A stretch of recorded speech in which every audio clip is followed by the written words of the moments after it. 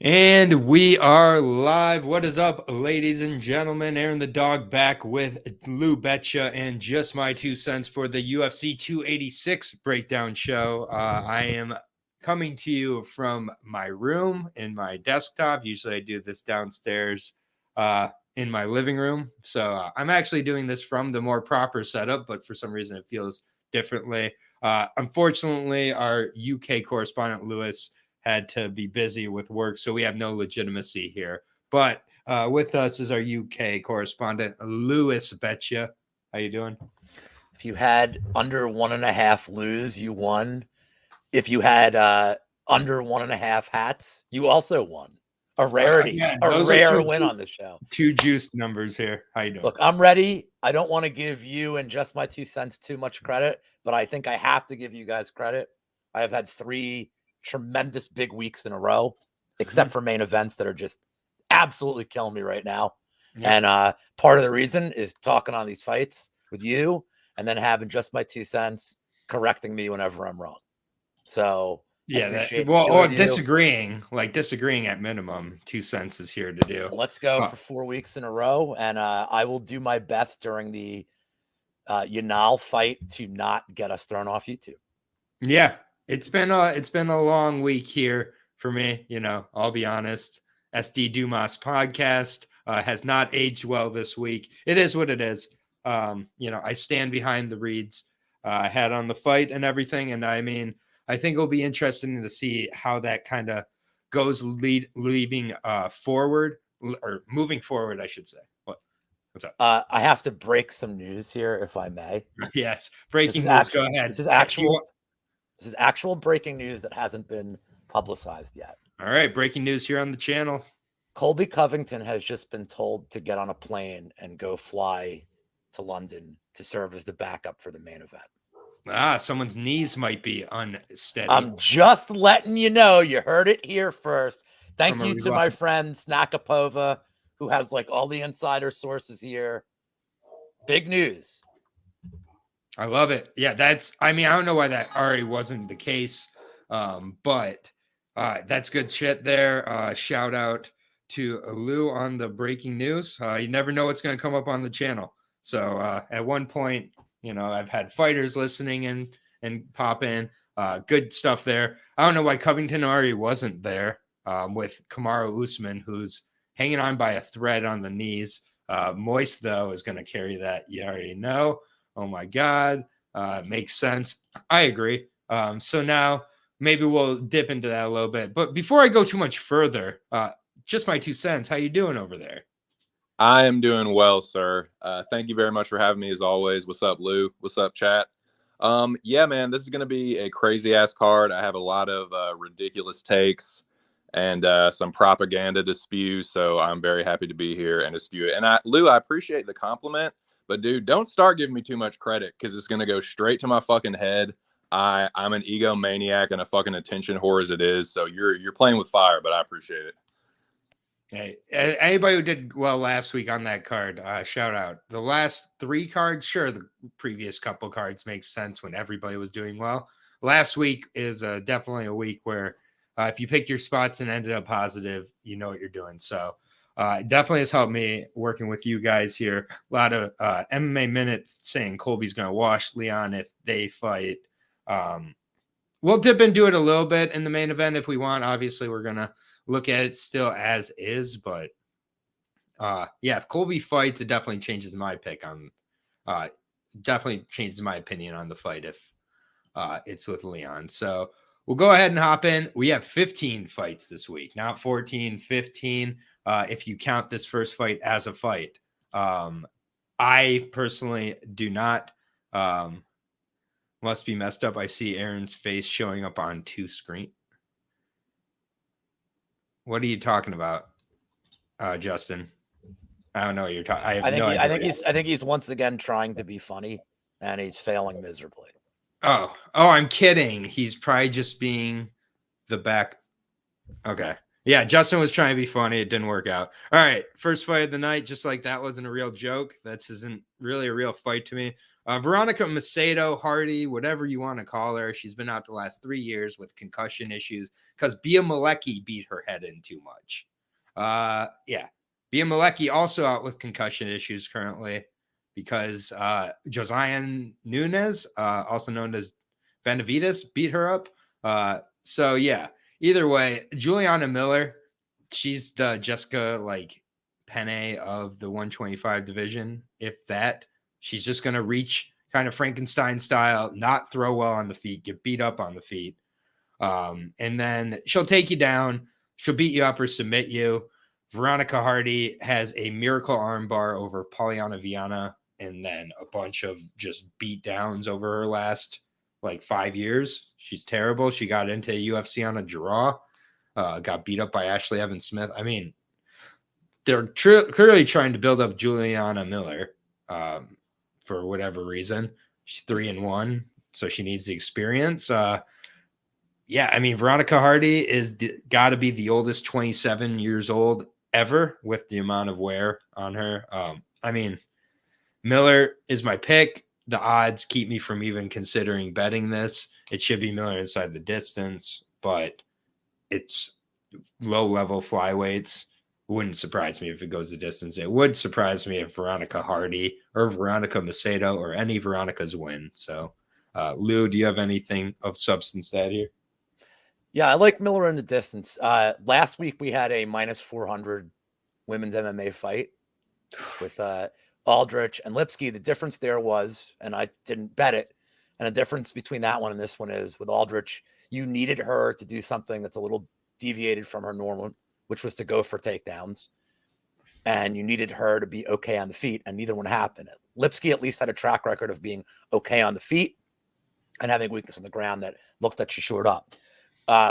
We haven't seen Hardy Macedo in 3 years. It doesn't look like she's been really even training and getting better in those 3 years. She's been doing entertainment stuff and presenting. I don't know why she's taking this fight. I don't understand it. This is a showcase fight for Miller. The one thing I do know about her is when she gets on the ground, and Miller is definitely going to take her down. I don't think there's going to be a doubt about it. She's going to hit the ground in the first round. She rolls for weird submissions, like heel hooks, knee bars. She doesn't try to get up. She just tries to throw up miracle submissions, which is how she beat Viana, which is in a minute. Who cares? Yeah, but it's such an odd result. Right, but, right. As raw as Miller looks, I think she's going to just completely bully Hardy around the cage. She's going to get her on the ground. She's going to do whatever she wants. I see people playing a round 3 prop. I think you're nuts. I don't think this thing goes past the 8-minute mark. I think Miller just absolutely has her way here. And I mean, I don't know what Hardy's even doing here, to be honest. So Miller in the distance is -130. It's not a bad line for what I think is an absolute. Again, there's a mismatch here in every facet of the game versus last week where there was a hole in one fighter's game that had experience versus somebody who needed to exploit it and couldn't. This is, no matter where this fight plays out, Miller's going to have a clear advantage. Miller's really bad on the feet, but I still say, and I'll just say this right now. Anthony's saying it looks like I leveled up. I'm just doing this for my desktop. I left my laptop on the Metro yesterday, and I'm not wearing a hat, so these are the only upgrades that I've done otherwise. So I showered today. Maybe that's what you're thinking. We got. I know it's mine once a month. JJ Aldridge, obviously on everybody's mind here. And I mean, it's just why I'm not trusting Miller as much here. I'm not really interested in it. Her on the feet is awful as well. I think she is that bad to where Hardy could kind of tool her up on the outside, even though she's the shorter person. Miller just kind of Frankenstein's forward, getting beat up on the feet by Brogan Walker. So these are the things that keep me from any interest in it. Not to mention, I did get burned on Aldridge last week a little bit, but that's kind of irrelevant here. Just my 2 cents. You join us on the Miller train, or you with MMA Factories, Fernando Lopez's product, Veronica Hardy. No, boys, please let me on the Miller train if there's still room. I like what Lou said. She is going to get taken down almost instantaneously. If she does win, I don't think it's going to the third because Macedo or Hardy or whatever just really sucks on the ground. She'll spam these crazy submissions, but against a good, like, top-heavy grappler like Miller, I don't think it's going to happen. She's been grappling a lot, whereas, like, you guys said it again, like, she's been fucking podcasting with her husband, and, like, she's been doing that war room thing. She hasn't really been, like, training and fighting, I don't think. Of course, we're going to find out, but, like, yeah, I'm with Aaron. Like, I don't feel like she should be hanging around too long with Hardy because she'll hit some, like, crazy, like, fucking spinning wheel kick. And I mean, I even think something like that could happen. Like, she hits her with a wheel kick, hurts her, and then Miller just takes her down, smashes her. I think Miller inside the distance is not a bad look.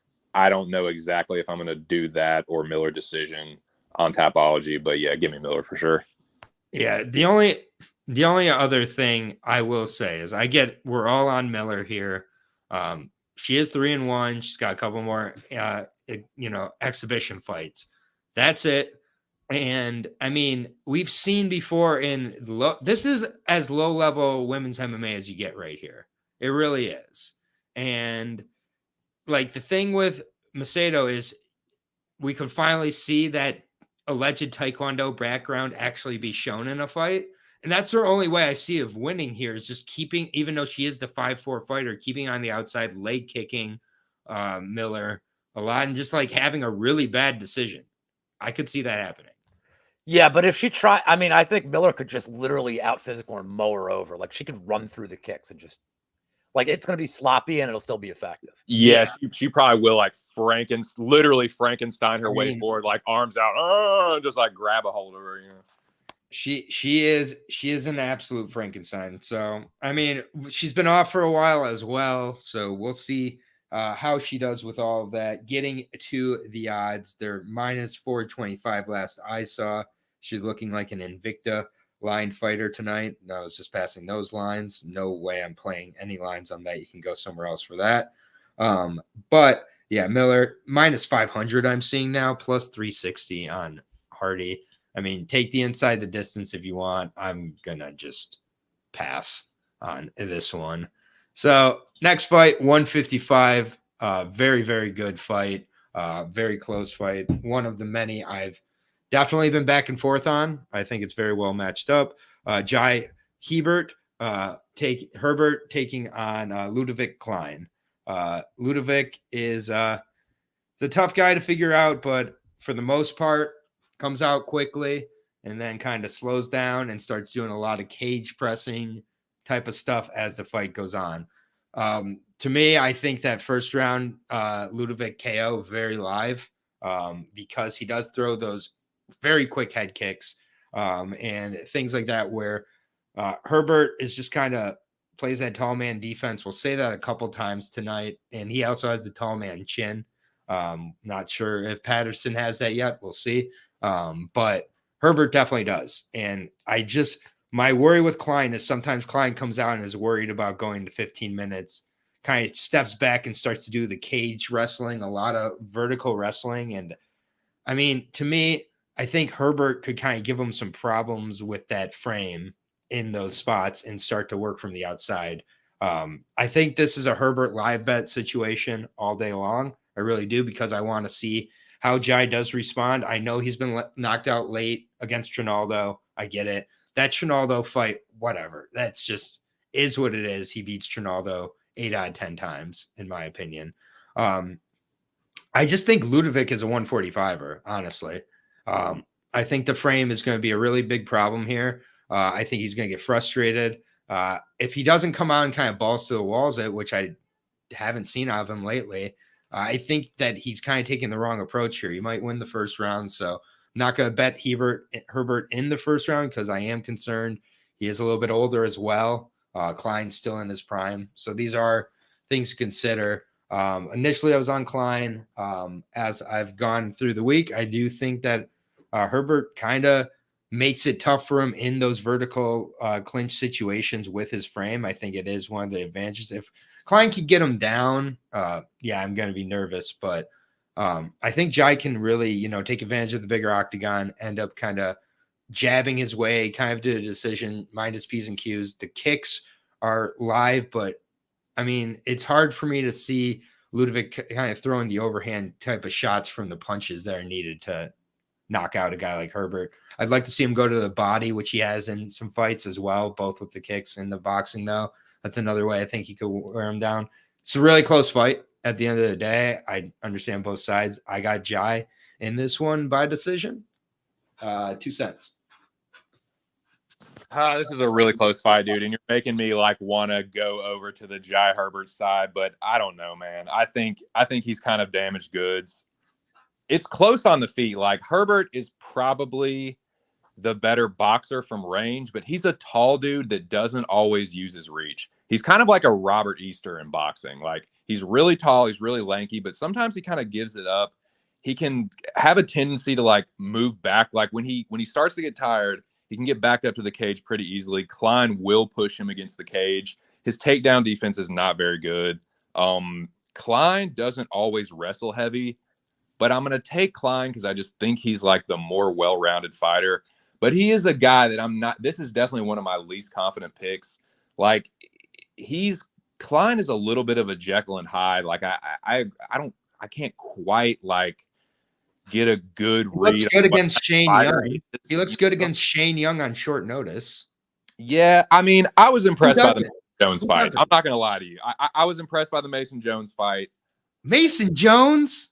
Dude, Herbert is a fucking jobber. He's a chinny fucking jobber. Like Mason Jones is worse. I mean, we can have that debate all day, but I don't think, dude, he got knocked out by Reese fucking McKee. Reese McKee fucking sucks. Like, he's got a shitty fucking chin. I think Klein is the better striker overall. So he's got Klein more by weapons. KO? I'm thinking maybe Klein by KO or maybe a greasy fucking decision that you end up hating because Greasy like decision in he the just UK? gets pushed up. He gets Greasy pushed up and decision he'll in the get UK? possibly he get pushed up against the cage, I don't taken like down. I don't like it. He has single-digit significant strike rounds on the regular. I don't like Dude, it. it could All right. you if he gets pushed up against the cage and taken down, you're going to be hating life with that pick. With that, If he does, like that's exactly my point. I think Ludovic, the wrestler, just doesn't scare me as much. But Lou, break the tie. Yeah, so I'm on the Klein side here. I don't have a bet on Klein, but I do like the overs a lot for betting, and I'll say why. Is that with Klein? So this will be his third fight at 155, and he's taking a lot more measured approach. Like the Devonta Smith fight was. I mean, I had the under in both of his fights, or Devonta Smith fight. You know, yeah, he doesn't even come out like super hot anymore. Like he's pacing. I think the 155 is better for his cardio. I also think he's going to have to mind his P's and Q's early in this fight because he's going to be way smaller. We've seen Herbert struggle with smaller guys, though. I mean, and that's the thing is like, I mean, Topuria, he had like a huge size advantage, and Topuria was coming up, and I don't know. He just, yeah, he had success. Like he had success early, but I don't think Topuria has great striking defense either. I think Klein's going to just kind of minus P's and Q's. I don't know that he goes to wrestling, but I could see like a staring contest for 5 minutes. I could see a pretty boring first round. As this fight goes on, I trust Klein's cardio more. One thing that I think is important is Herbert, who, yeah, he's been chinned. His last 3 times he's been finished. It's not until the second round. And against Kyle Nelson, he kind of adopted a safer approach. I think both of these guys, you see, like they get finished. They're having just bad results. So they get like they just overcompensate the other way and say, all right, now we're going to be a lot more inactive and just try to stay out of trouble. And I can see this being a lot more boring than it seems on paper. Klein by decisions plus 220. I have some interest in that. Yeah, I know it's in England. Like, yeah, I know I'm taking the guy that's not English by decision, but Herbert did not impress me against Nelson those last 2 rounds. He threw nothing. He's just lucky. The volume thing. Dude, Jai Herbert has not thrown more than 40 strikes in any fucking. And he won that fight because Nelson decided to throw no punches the last 10 minutes. Like Nelson threw literally nothing, and Herbert threw like. And nothing like was even optics weren't good. Nothing that was like, oh, like nothing to wake the crowd up. The crowd was booing the whole third round of that fight with a hometown guy. That's how bad it was. So I lean Klein. I would never take him on the money line. I like when over 1.5 drops on your book. I like that a lot. The over 2.5 is plus 140 on DK. I sort of like that too. But if over 1.5 is like minus 130, 140, I'm all over it. That'll be the preferred bet. And avoid for DraftKings. Complete avoid. And this is definitely one where the number has been coming in on Rudovic. Minus 210. I'm finding on MGM right now. plus 165 on Jai. Not hitting it yet. Probably not going to. I think the first 2 fights I'm not hugely interested in getting invested in. But all right, moving on to the next one. Back to the Invicta card we go with JoJo Wood returning. I'll wait for the applause to die. Okay, we're all done. Taking on Luana Dread Carolina. They're trying to get JoJo Wood a win. Luana Dread Carolina is a great candidate for that. She gets out grappled and out wrestled and just kind of outworked by Molly McCann in that fight. And, you know, this is definitely JoJo's best chance at a win. I think JoJo will resort to the wrestling pretty much the whole fight. Might see a lot of vertical wrestling for 2 straight fights, to be honest with you. A lot of cage, a lot of grappling around the cage. Luana probably gets taken down, gets worn down as the fight goes down.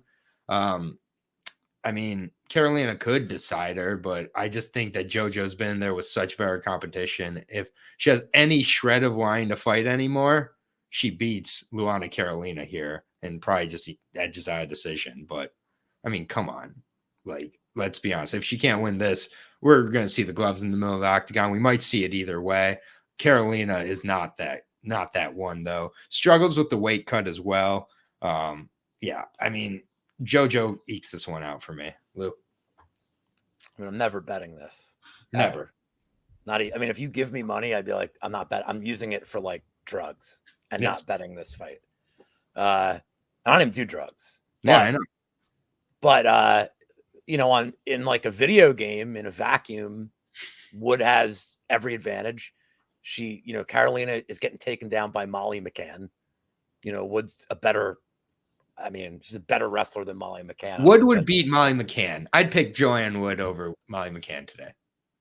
No, she wouldn't. I would. Maybe Wood of maybe Wood 7-8 years ago, not Wood today. Nah, because we don't know. Like, she seems unmotivated.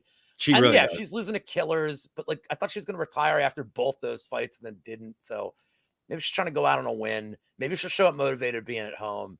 The pick for the show is her. I'm never betting this fight. I know there's like all the intangibles of like age difference and shit. Like, sure. But you still have to be like a competent fighter for me to care about that stuff. Right. And I just don't think Carolina is a competent fighter.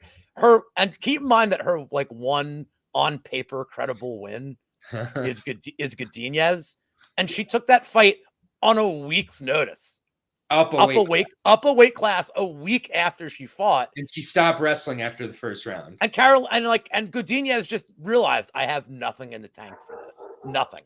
So Carolina won like a pretty dominant but boring decision over somebody who shouldn't have been in there. Like, so, and like the Latino fight or whatever. It was not that dominant of a decision. The Vitelio fight, you could argue she lost. No, I mean, by the third round, Godinez was like, tongue was hanging out. Like, yeah, exactly. 2 cents. Carolina didn't do shit. No. Yeah, no, 2 cents. Let's finish up this. Like, this is the worst fight on the card. 2 cents. What's your thoughts? God, terrible, dude. I completely agree.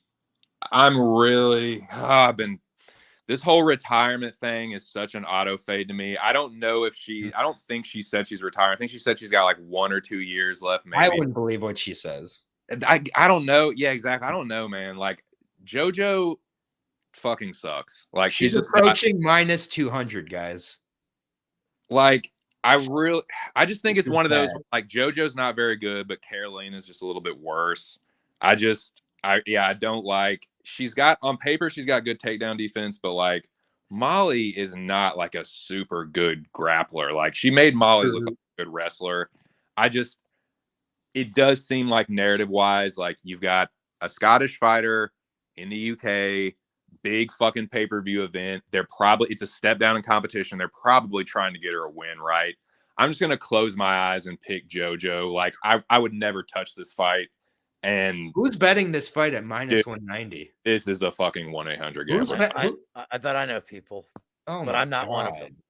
Like, that is so sick. Seek help if you're betting this fight, because you cannot control your gambling addiction. You have to bet on every single fight. If you're betting on this one, you're just one of those. This is the 1-800 gamblers. Like, it really is. Minus 190 on JoJo Wood. who I don't think has won since she's gotten that surname. Taking on plus 160 Luana Carolina. I mean, if you want a cool tweet, bet one of these fighters, and then you can tweet it out after they win. Otherwise, yeah. This is boys, 100 my units. boy Matthew knows. 100 units. 100 units on JoJo. Absolutely. And then, of course, Zhang Li, the 5-fight moneyline Zhang Li. I got you at the end of this. We're going to move on. Way too much has been said about that fight. Let's go back to the UFC portion of the program. And who better to get us back into UFC than Malcolm X Gordon? Wait, what? You guys don't like Malcolm Gordon? Okay. He's taking on Jake Hadley. How about that? Guy from Cage Warriors got all booked up, and then they put him against an actual opponent, Nascimento. Tore him apart on the ground. Then they gave him Candelario. He actually threw strikes in that fight. Looked a lot better. Imagine that. Also, it was Carlos Candelario. So pretty much a similar level of opponent here in Malcolm Gordon. Malcolm Gordon does not care to be hit too often, but he does have good grappling. Hadley can be held down in the grappling. There is definitely a realm where I see Malcolm Gordon being able to kind of scramble, catch him in something and submit him. But other than that, I just think Hadley is going to be kind of too sharp with kind of the basic kind of striking. His defense is good enough. I think, Malcolm can catch him in some scrambles on the feet, on the ground. But other than that, I think Hadley does kind of have him most places. Nascimento was a massive flyweight. Gordon not. I think that the size of Nascimento really did get to Hadley. Hadley looked a lot improved, but at the same point here, I mean, Gordon's always underestimated, and he can play the spoiler here. It would not shock me, but I got Hadley here, and probably gets the KO finish most likely somewhere later in the fight, I would think. I think the first round is when Malcolm's at his most dangerous here. So 2 cents. I like it. I'm not touching it, but I'm of pretty much the same mind. I think Hadley, in front of the UK crowd, I think he's going to come in here fired up and probably knock him out. Malcolm Gordon is really, really chinny. He does kind of get desperate with the grappling, and he is pretty good once he gets it to the mat. Very dangerous with the submissions, like very underrated grappling, which I don't know how people can feel it's underrated. It's like on tape, but I mean, he's losing to like decent opponents, like Albazi's decent. Makachev is like this hot prospect. He got chin checked by Sue Mudd. I just like his wins are kind of weird. Like the Bondar win is, I want to say it's fluky, but it's like Bondar breaks his arm trying to post, and like Figueiredo's brother is kind of a fraud. I don't know. I think Hadley is like, I think he's considerably better than Gordon on the feet. I think he's going to come in here like really motivated and put on for the fucking UK crowd and just fucking chin check him. Yeah. If this was in Cage Warriors, like, it would not surprise me. Malcolm Gordon would have totally signed on for like a 1-fight Cage Warriors deal, though. Be showcased against Hadley. So Cage Warriors portion of the card, going with the Cage Warriors guy and Hadley. Lou. I would argue that Candelario is better than Gordon, because Candelario at least is like, hey, look, Candelario has been pretty durable his whole career. Like, say you want a better skill set. The dude's tough. He's been durable, and Hadley got him out of there. Losing to Nascimento, I think Nascimento's starting to figure things out a little bit more, too. I think that'll age better. It's also Hadley's debut with a lot of hype. Like, there's some factors you don't know here. I think Hadley calmed down. Look, Malcolm Gordon will always have a place in my heart. When I played him at 7,000 on DK, and he beat Figueiredo, and if not for that goddamn Misha Tate scoring 9 zillion points against Renault, I probably would have won $100,000 that night with a lineup. I took like 17th in the big guy because Gordon got me that win as my cheap option. But Gordon's never lost a decision. If he loses, he gets finished. Like, yeah, he lost to Makachev, and he had good moments against Makachev. He did, but I think Makachev gets kind of sloppy too. Like, he does. He's so egotistical. He's like, oh, it's over. I took him down, and like Gordon's scrappy. Just my 2 cents for up the Bondar win. Like, all right, like that was a freak. He manipulated his weight to break his arm there. It was an IQ move by Malcolm. Absolutely, and Malcolm 70 IQ, as my friend Magic would say. But I think Hadley, on the feet, who cares? I guess Hadley. on the ground, especially with like just the way you get top control. It's Hadley all day. I think Hadley, once he gets top position here, Gordon's not getting up. Like Makachev moves around too much and there's things I don't like about the Makachev's ground game. I love for him for DraftKings that he just dumps the dude and gets takedown after takedown. But I don't love Makachev, like the way he gets positioning. I like Hadley, at least he tries to secure top control, work from there. He's always active and advancing his positions too, which I really like. So give me Hadley to get him out of there. It's minus 190 ITD. I have no interest in that. Yeah. His KOs plus 170, his subs plus 150. I'd lean sub, but like, man, like you're probably better off just taking like an under, and then you get Gordon's miracle win condition as well.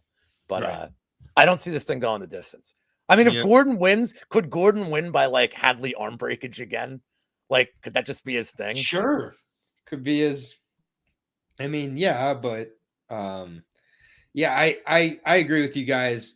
This would be the first for the John Lee. Here you go, Aaron. Fight doesn't go the distance is minus 225. Hadley in the distance is minus 190. You're better off if you need to play this fight, like you just want to get a bet in, you're probably better off just taking that than the under or than Hadley. Like lose the 30 cents and get the other win condition as well, like the freak win condition of Gordon. Yeah, fair enough. Odds on this one currently, Hadley is minus 385 plus 295 on Gordon. So yeah, I mean, it is in my Zhang Li parlay, so I will say that. So Zhang, there's your first leg on the parlay. But White Kong versus Malcolm X. I think they call him King Kong. Haven't seen anybody call him White Kong. All right, we continue on with the Cage Warriors section of the card. We have a debut I've been very, very excited about, curious about for sure. Christian Leroy Duncan, middleweight champion over with Cage Warriors. As far really good level of competition, both as a pro and an amateur. Defended the title over there, taking on Dushko Todorovic, Stefan Struve's little brother, basically. Dushko got outstruck pretty badly in the Jordan Wright fight, where his whole plan was to take Jordan Wright down and kind of beat up Jordan Wright on the ground. The thing was, Jordan Wright beat him to that and out wrestled him, took him down, beat him up on the ground, landed 54 significant strikes to 6 in the first round of that fight, nearly stopped a couple of times. I'll say right now, if he takes that punishment against Christian Leroy Duncan, the fight will be stopped halfway through that many strikes. But Dushko, 28 years old, coming into his own for sure, 12-3. He's alternated wins and losses in his last 4. Didn't get put away by Gregory Rodriguez, but that was an example of a big guy who he couldn't grapple with and then kind of just got beat up on the feet. It's been finished by Soriano and by Chitty pretty viciously as well. I mean, this fight goes one of 2 ways, I think, or 3 ways, honestly. It could be similar to Duncan's fight with Milan Jati over with Cage Warriors. Jati was took down Christian Leroy, held him down for 4.5 minutes in the first round, got him down in the second round a little bit, but by the third round, he was so exhausted, and Duncan isn't. Duncan knows everybody's going to come in here and try to take him down. He's been training that his whole career. Either he gets you early or he gets you late. It does make you nervous that he gets stuck in the takedowns here. Dushko is going to come out and look to take him down, stick to him a lot. Last week we had the hype of Dumas. I was selling you on the hype of Dumas. I get it if this week you're not taking me with Christian Leroy Duncan. Christian Leroy Duncan, much more tested, out of a good camp as well. And the other thing he has is a ton of IMMAF experience as well as an amateur, which is paid amateur fights. Those are essentially pro level fights. You look at the level of guys he's facing over there, never been finished either. Yes, you can come in there and hope to hold him down for 2 or 3 rounds and get the win. But even then, the third round, he's still coming for you. And he's constantly working on this aspect. I would have liked to see the Jesse Taylor fight just because that's a great example of a guy who's going to fight similarly to a lot of guys in the UFC with kind of just sticking to that take. But Duncan's the goods, man. I really think he is. I think he gets the knockout in round 1. Or Duncan, yeah. In case I said Dushko. I didn't mean Duncan, but Duncan, Christian Leroy Duncan, round 1 KO for me. I think the KO does come at some point in this card, but give me Leroy Duncan. Blue. I'm glad you brought up the his amateur experience, because people, I think, in a vacuum just look at 7-0 and they look at some of his level of opposition in their life. And by the way, his level of opposition for a 7-0 guy, Fantastic. It's decent, like shockingly decent. But yeah, this guy is an absolute pro for years. I mean, he had 4 years of amateurs and like fought everybody. So like, I'm impressed with that. If Dusko, I mean, like you and I talked about this earlier today, like I see a couple of people on the Dusko side and I get it, like the experience advantage, but like all the guys he's beaten aren't with the company anymore. And anybody that chins, like how G-Rod didn't chin him, I will never understand. Miracle. Like, but this guy's chin is done. I'm shocked Jordan Wright didn't beat him, because Jordan Wright decided he was to be close. They could have stopped that for sure. But Jordan Wright decided to be D1 Jordan Wright and go completely off his game plan, which was strange. And yeah, it could have been stopped. Everybody had the under 1.5, was losing their minds. I mean, I got to think that all Duncan really has been working on is his takedown defense. Dusko is not a great wrestler. His entries suck, if you ask me. Like, he's one of these guys that the only takedowns I see like that he gets a lot are when he has you against the cage. He's doing like just cage grinding work and then like kind of works you down. In the middle of the cage, I don't see him land a lot of takedowns. So I think Leroy Duncan knocks him out. I don't know when it's going to happen, but there's going to be a DraftKings prop, I'm sure, when it drops, whatever round 1, round 2 is. If it's even money, I'm going to look right now. If it's even money, I'm very interested in that. Let's see if it's out. They're just starting to lay him in. Nah, it's not out yet, but I got to imagine we're going to get, probably even money for that. His in the distance is -135. So I'm guessing we're getting about even money for that. And if this thing gets the 3rd round, I deserve to lose the bet anyway. Yeah, no, fair enough. 2 cents. What's your thoughts? I hate to have to be this guy, because I feel like I do this at least like once a week, where I come on here and like there's a guy that's hyped up. Both you guys are pumping him up, and I have to be the one to burst the bubble. But let me fucking burst the bubble here. Let me bring some sanity and some clarity to this. Yes, the guys that he has beaten, they do have good records. But it's still fucking regional competition. Ain't none of them got to the big dance. Dushko, stylistically, you can make a case for either guy, right? You look at Dushko's losses. Stylistically, you would think. Look at Dushko's wins. Can I get to the losses first, and then I'll get to the wins? No. So I get the fade on Dushko. This is the style of fighter that normally beats him, right? His wins aren't very good. They're against people that are all recently cut, or have already been cut. But this is why I'm taking Dushko. You cannot ignore the fact that Duncan does get taken down. He does not have incredibly good takedown defense. If you said that, I call you a fucking liar. When Dushko gets you down and gets on top of you, it is not fucking fun. Go look at his wins. Speaking of his wins, go look at them. What do they all by? Fucking ground and pound. He is not just going to take him down and hold him. He's going to fucking smash him. I like Dushko. I think he's got a grappling advantage, a big grappling advantage. On the ground, I agree with Lou. His entries aren't very good on his wrestling. But, yeah, I like Dushko here. He hasn't beaten very many fighters that are like, you can say are better than Duncan. But, like, all the guys he's lost to are much more proven. Give me Dushko here.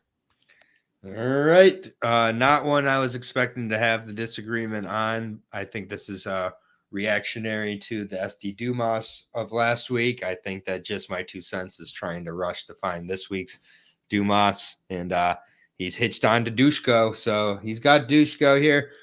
Lou and I on Christian Leroy Duncan. Christian Leroy currently can be found for -210 plus 175 on Dushko. Yeah, he's in the Zhongli, so I hate to say it, but yeah, he's in the Zhongli, so we'll see, but could be a Mecca separator for 2 cents on Saturday if he gets that one right. or if he picks that on Mecca. We'll see if either one is the case. On to one of the head scratchers of the week for me, featherweight fight here between Gabriel Santos of LFA and Lerone Murphy making his return here. Lerone just does not fight very often. That's one of the biggest problems with him for one reason or another. He's had some visa issues, had some injury issues as well, but 11-0-1, 31 years old, taking on the 26-year-old Brazilian, 5'9", both these guys. Mr. Gabriel Santos Mosquito. I'll say right now, I'm the LFA guy. I'm supposed to see these coming. I was all over Jose Delano in the last fight against Gabriel Santos, and Gabriel Santos put on an absolute clinic. His striking is precise, it's educated, and it's really, really powerful. Switches stances nicely, and everything like that. He's really, I think, could be a fun guy to watch. He's got good wins on the regional scene as well. Elvis Brenner, decision win, good fight there back in 2020. Last two wins, the Murcio Barboza fight. I mean, he was losing the fight till he was winning it. But, I mean, he does have kind of that fight-changing power, really pure Muay Thai, and can mix it up as well. He's, like, actually got some underrated ground game as well. I'll be interested to see if he has the wrestling to exploit Lerone here, because I think on the feet it can be very close as well, but I would give Lerone the edge ever so slightly.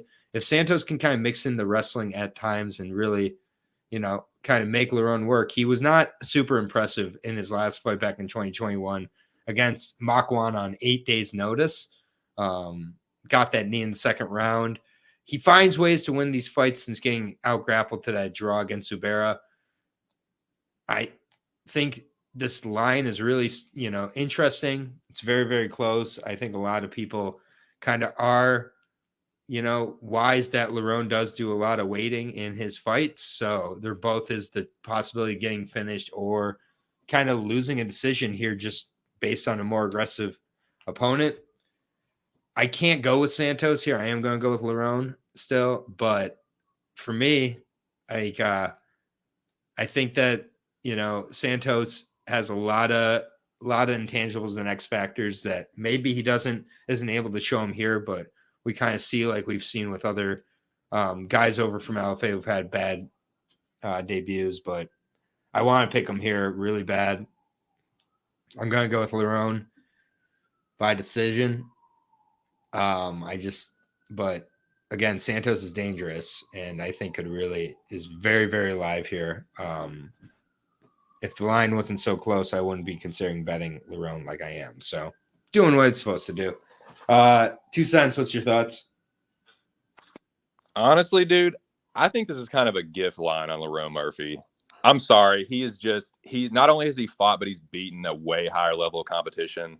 It's not that I hate what I've seen from Santos, but this is what I think people are doing with the line. They're using this kind of like fucked up MMA math where they're like, oh, Lerone has a draw against Zubaira. Fucking, he had a close fight with Elvis Brenner. Elvis Brenner, quote unquote, beat Zubaira. He fucking didn't. Like, that was such a daylight robbery. Go back and watch that Zubaira fight. There is no way in the fucking world that Elvis Brenner won that fight. Now, for this matchup, I just think Murphy is the better striker. I think he has the cleaner boxing. I think he's more powerful. He throws longer combinations. And I just think in front of the UK crowd, it's going to kind of be like Hadley. Like, he's going to fucking show up, show out, put on for the fans. I'm considering, like, maybe, I don't know. The line is so nice on Murphy. I might just, like, throw him in one parlay, but I'm definitely on the Murphy side here. All right. Do you see it just being mostly on the feet then? Yeah, I guess, like, it's tough to tell where you're going to get out of a debutant like Santos. He just hasn't had that many fights. It's a tough. Lerone Murphy is a tough dude to fight your first time out. I'm sorry. Like, I know some people aren't as high on Murphy as I am, but I think he's fucking good, dude. People were all fucking over Ricardo Hamosh's nuts, and he fucking smoked him, dude. So I don't know, man. I don't think that this dude is as dangerous as Hamosh on the ground. Like, if Murphy gets on top of you, he's another dude like Dushko, dude. He will fucking let the hammers fly. I just wasn't overly impressed with Santos on the tape. It's just a shiny record to me, and I think Murphy crushes him. All right. Lou, what's your thoughts?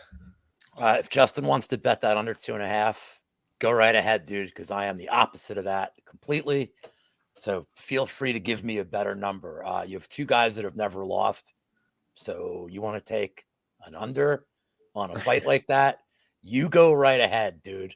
I think Santos could grapple here. I have one track bet at this point. I got it on a Murphy at minus 135. The second DraftKings opened it. I loved the number. As the week has gone on, I'm not off the Murphy train, but I do think that Santos can make this tricky. I actually think Santos can win the first round because you watch his tape and this dude comes out and he gets involved in wars, man. Like, he just comes out hot. Murphy is more of a tactician. I mean, you saw Murphy drop the first round to Amirkhani. Amirkhani had success with the grappling. I don't know if Santos will. Maybe he will, maybe he won't. If it stays on the feet, I think Santos optically is going to be more aggressive. As this fight goes on, though, there's things not to like about Santos. Short notice, the long trip. He's fighting in the Lions' Den of England here. It's a lot to like about Murphy in the intangibles. I think Murphy takes over as this fight goes on. I like the Murphy side. I do have a sneaky prop play I'm going to do here as soon as it comes out. I do like this fight to end in greasy split. Okay. I imagine it's going to be around plus 450 if I had to guess. And because they're even money or close to, well, actually Murphy, because Murphy's now a bigger favorite, his split's probably going to be like 700. Santos will be 1,000. I like that angle here. I mean, Murphy's been hurt, but he's pretty tough. And Santos, like, has been rocked tons of times. Very I mean, he got 10-8'd like a couple of fights ago and then came back and won. Like, the dudes, they're both fight for your money. I have no pause with the layoff of Murphy because it's not like he's been active. Like, you check his socials and like the guy's just been in the gym working hard, improving. So give me Murphy, give me the splits. And that's what I got on this one. Oh my God. First time we all get us hello and not just Lou. What up, Mushroom? Get back to work.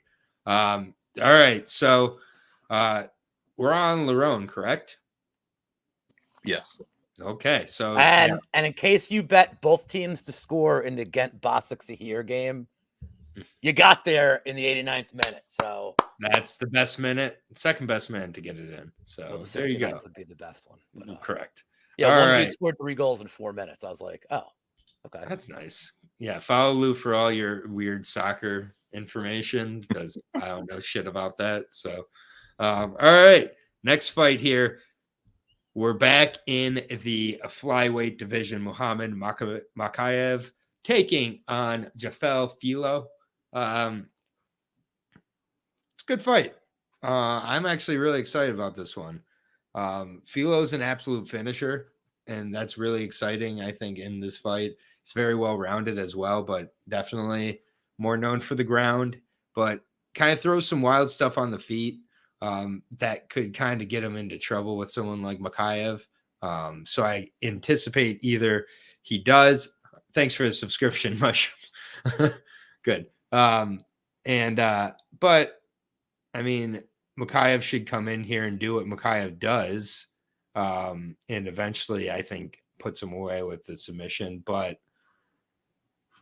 you know, like at this point, it's just hard for me to pick anything else. I think that Makachev and Tatsu Taira are the two guys right now. I slightly favor Taira myself.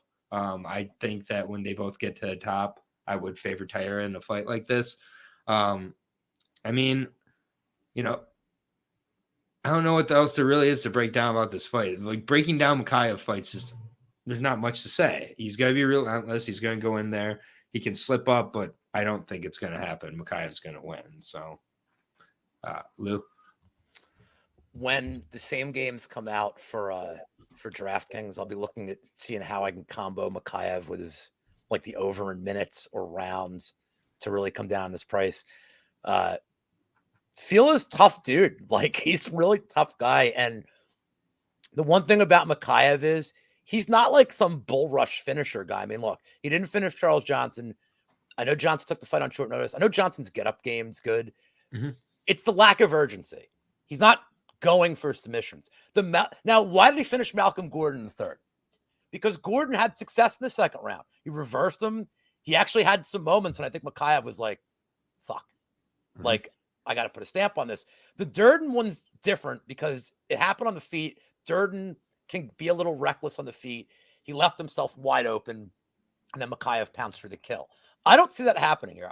I don't love Filo's like takedown defense. It's pretty not good to say it nicely. But I think Makachev kind of takes his time. I mean, I think Filo could get up. His get up game's not bad. He's one of these guys who'll throw up like 20 seconds of submissions, and then he's like, all right, now I got to get up.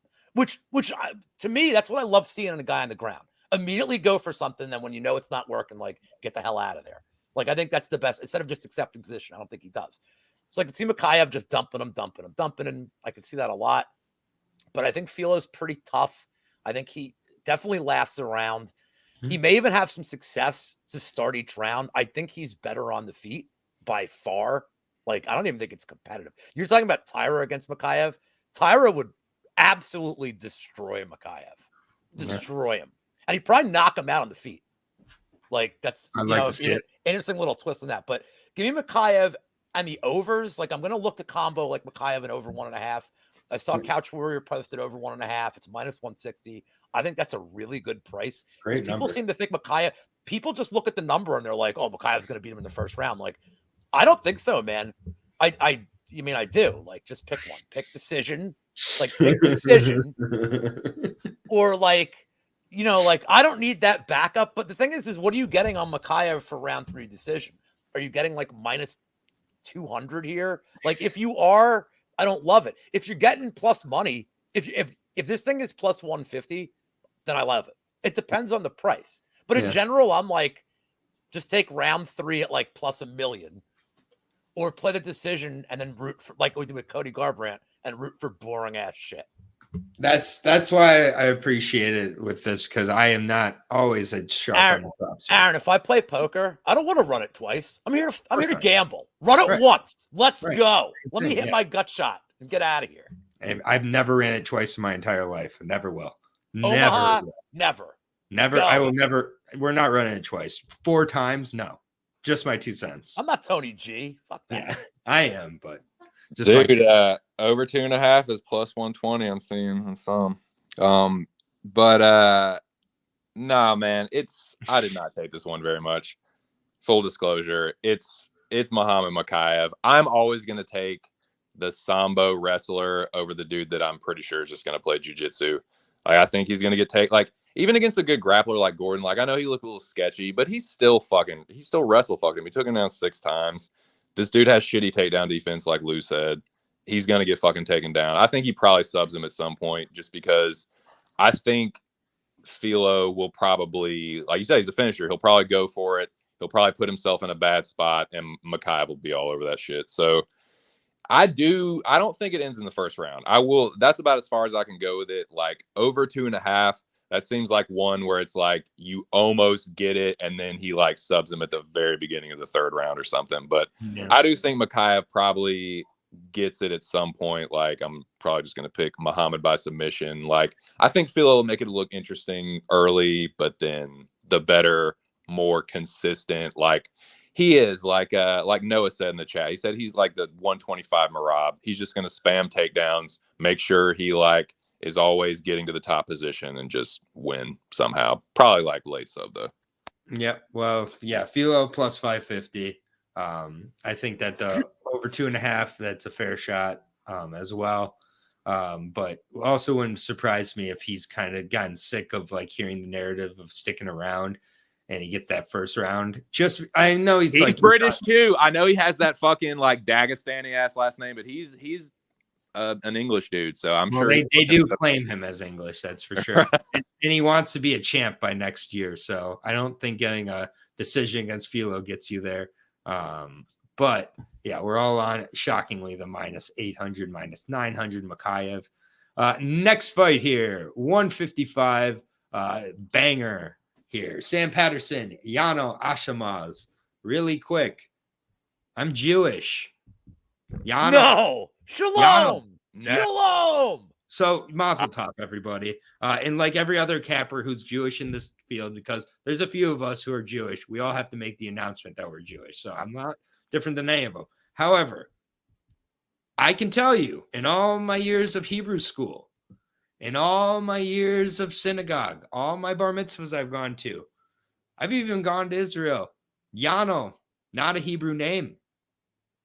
Yano, Arabic for Jamal. So every Jewish capper out there who keeps claiming or saying I'm confused, yeah, gone fishing, Lou. Go ahead and put it up. Anybody who's confused claiming he's Jewish, Yano Asimov's is not. Please stop saying it. Please stop commenting on it. Agree. It makes you seem kind of stupid, kind of fraudulent, kind of like maybe. Anyways, Sam Patterson, Yano Asimov's here. Good fight. Very different frames, very different amounts of experience, very different levels, I think, of competition as well. I get it. Asimov's has been over with PFL Challenger Series. He's also, fought over in, he's fought over in PFL. He's fought over with CFFC. Against Ryan's Risco, let me tell you right now, he was losing about two of those rounds before he came back, maybe 2.5 of those rounds before he came back in the third round, and Risco just fell asleep, basically ran out of gas completely. Other than that, getting fights against Grisha, like Abdallah, like not very high levels of competition. Against Dennis Hughes, he didn't look that impressive to me. He does throw everything into all of his shots. I've heard the, talk about Sam Patterson. He does have tall man defense. Yeah, I mean, it's somewhat true. I just don't think Yano is going to be the one to crack that at all.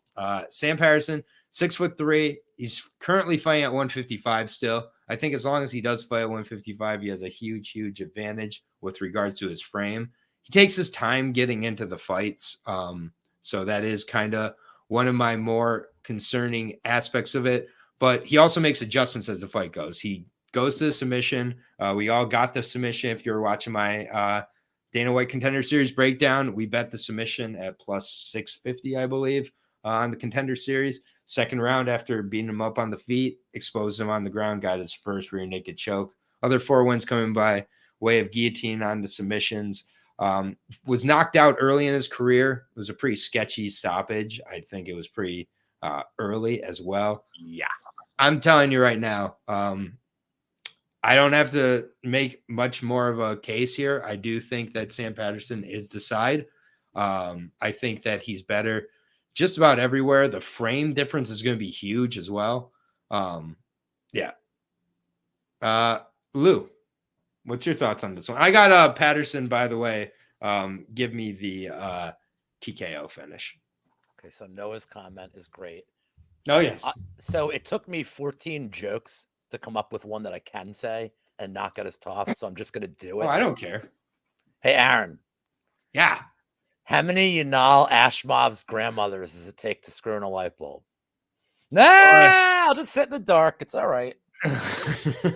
I literally can't tell you the first 13. Oh yeah, just send them to me. So bad. There's really not a lot of tape on him. He hasn't fought anybody. Patterson, yeah. And Patterson, I mean, I don't think he's that good. I love the unders here. I do think he probably gets. I have round 2 at plus 450 as a potential prop. It's awful price. That's a terrible price for this. I think you now can have some success early because Patterson definitely holds his head up, but can Ashmaz reach it? That's the big question. Like, this is a huge disparity in like size. So I don't know. It's going to be time. Patterson's also faced a good level of competition over with Brave. Yeah, but I don't think he's very good. I think he does some okay things. I think his ground game's decent. I'll give him that. I think his ground game's good, but I don't think his stand-up game is great. I think he's very hittable. I think anybody he's gonna lose as a big favorite to somebody who just one punches him. I just don't think it's here. And they literally found like the biggest bullshit guy they could give him to get him a win. Yes. Like this is a setup to be a setup. I don't think the line's wide enough. Maybe Patterson the distance. I love the sub prop. I like the round 2. Hey, had a round 2 sub on the contender series. Just go right back to the well with it. I like it. 2 cents. And give me credit for not saying any of the things I wanted to say. Mazel tov. Credit given. Yeah, man. Shout out to Brave, dude, because I really loved being able to go back and tape all of Sam Patterson's fights because I'd remembered him a little bit from the contender series, but it was nice to be able to go back and watch his like progression because I do think he is someone that is like ever so slightly like incrementally been getting a little bit better. Like you look at that knockout loss, and dude, thank you for saying it was an early stoppage because that was a fugazi ass stoppage. He did get cracked. He got knocked down, but then the guy lands like 2 like bullshit hammer fists. Stop it. Yeah. So that was a little weird. But he had the tall man defense, chin up in the air. But as you go and you like look through his fights, like as the time goes on, he does get a little bit better. He's tucking his chin a little bit more. He pops the jab out more. He's putting a little 1-2 together. I agree. He's better on the ground, but it's more. This one for me was more of a fade on Asimov. I did the Sam Patterson tape, and I going into it, I'd kind of been hearing on the periphery like people thinking that Asimov is live, like the line is too wide. He swings these fucking heavy punches, but he's pretty wild. Like when I taped him, it's like he is someone that almost looks like he closes his eyes and fucking swings. And like, I just think that Patterson has gotten good enough with the distance management that he should avoid getting cracked. I think he's the better fighter, wins a decision, or I don't mind like a stoppage as well. But yeah, I'm definitely after the tape, dude. I'm all over Sam Patterson here. Yeah, I mean, I'm not like all over Sam Patterson saying he's going to be the next champion or anything. Oh like yeah, that. definitely not. Just I in this want to like, and then yeah, exactly right. I get that. I get that he was born in Israel. I'm just saying this all the cappers out there, if I have any religion, I happen to be Jewish, so maybe that's them. If you're born in Israel, it doesn't mean you're necessarily Jewish. Like it's okay. I was told at one point America is a Christian country by somebody on the playground. And I was born in America. So I think it was 2 cents who did it. It was. Did he say, let me tell y'all, motherfuckers. And I've come back for vengeance. Listen. God. Dude, I'm fulfilling like every fucking negative stereotype about Southern. Well, that's what happens. See, when you don't show your face, we get to paint the picture with our prejudice. I know you. Minus 275 on Sam Patterson. Yikes. But again, Yanal Asimov, not really that guy to me. So you can get Asimov currently at plus 225. Good luck. Featured prelim is after this fight. I thought this was a featured prelim. Second from the top on the prelims. Chris Duncan, the less of the Duncans against Omar Morales. Yowza. This fight should not be happening in the UFC, in my opinion. What? I don't like Chris Duncan that much, and Omar Morales needs to be kind of on his way out of MMA, probably. He's 37 years old. He got started late. What Euros Medic did to him was, I believe, borderline a felony.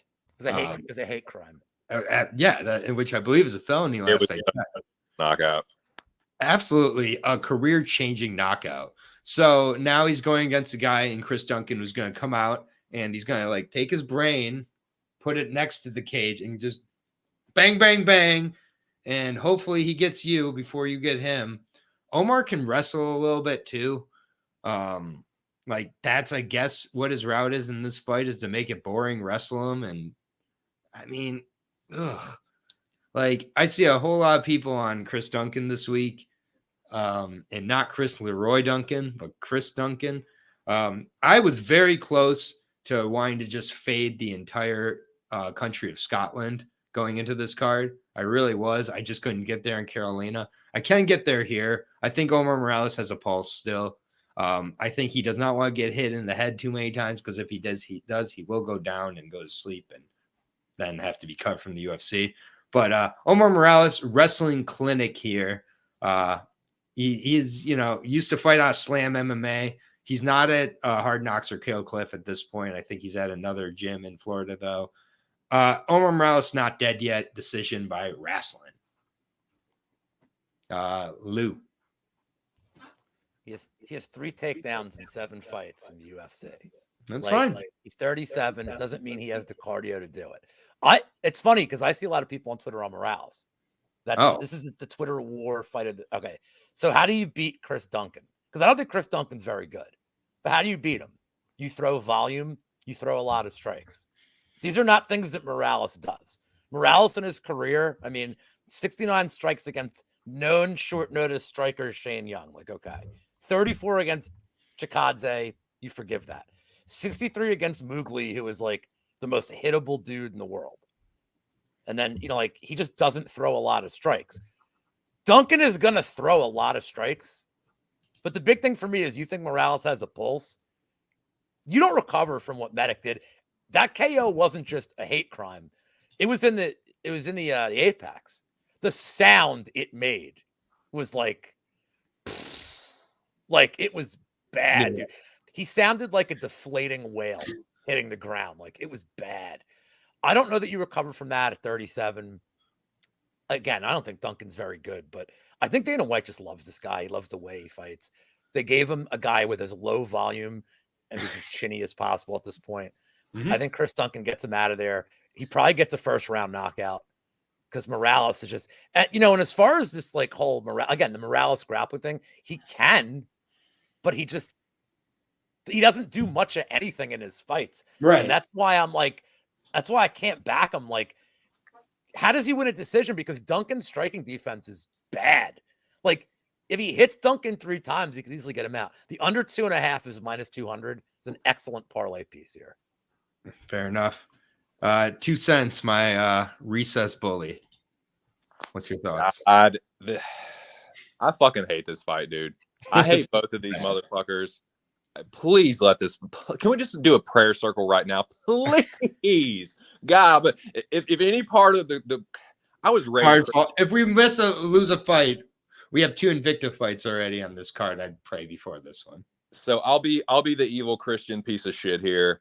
I remember I did have to for confirmation we had to visit a Jewish synagogue. I remember that. But nah, man. God, you.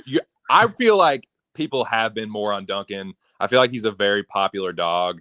Just seeing him at dog money, I was like, ooh, Morales isn't very good. He doesn't throw a lot. He's fucking it's just, I just feel like I might be falling into a trap. You know what I'm saying? I feel like Duncan is it looks sexy as an underdog. It's he's the Scottish fighter fighting in the UK. Both of these guys do things that I don't like that I think the other one can exploit potentially.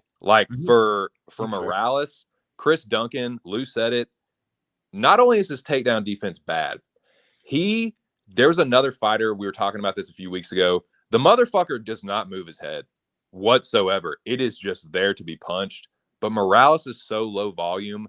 And for him to tee off on Duncan, he is going to have to fucking stand there in the fire. And the reason I'm going to go with Duncan, even though I feel like such a fucking donk and I'm walking into a trap, I'm going to pick him because this is what I don't like about Morales the most and what I think that Duncan is likely to exploit. Morales is good when he moves forward. If you take 1 step forward, Morales backs up to the fence. Shane Young backed him up to the fence so many times. Chris Duncan is such a fucking Terminator Frankenstein motherfucker. I think he's just going to march forward relentlessly, just be pushing Morales back to the fence. And one of those times, he's not going to be able to get off. He's going to clip him with a left hook. So I'm going to be a fucking meathead, fucking high school bully and just take Duncan by knockout, bro. I think you'll fucking starch him, but not one I'm super confident about. Might take a poke on Duncan just because he's plus Shane money. Young has been brought up 3 times today. God, we are in a parallel dimension.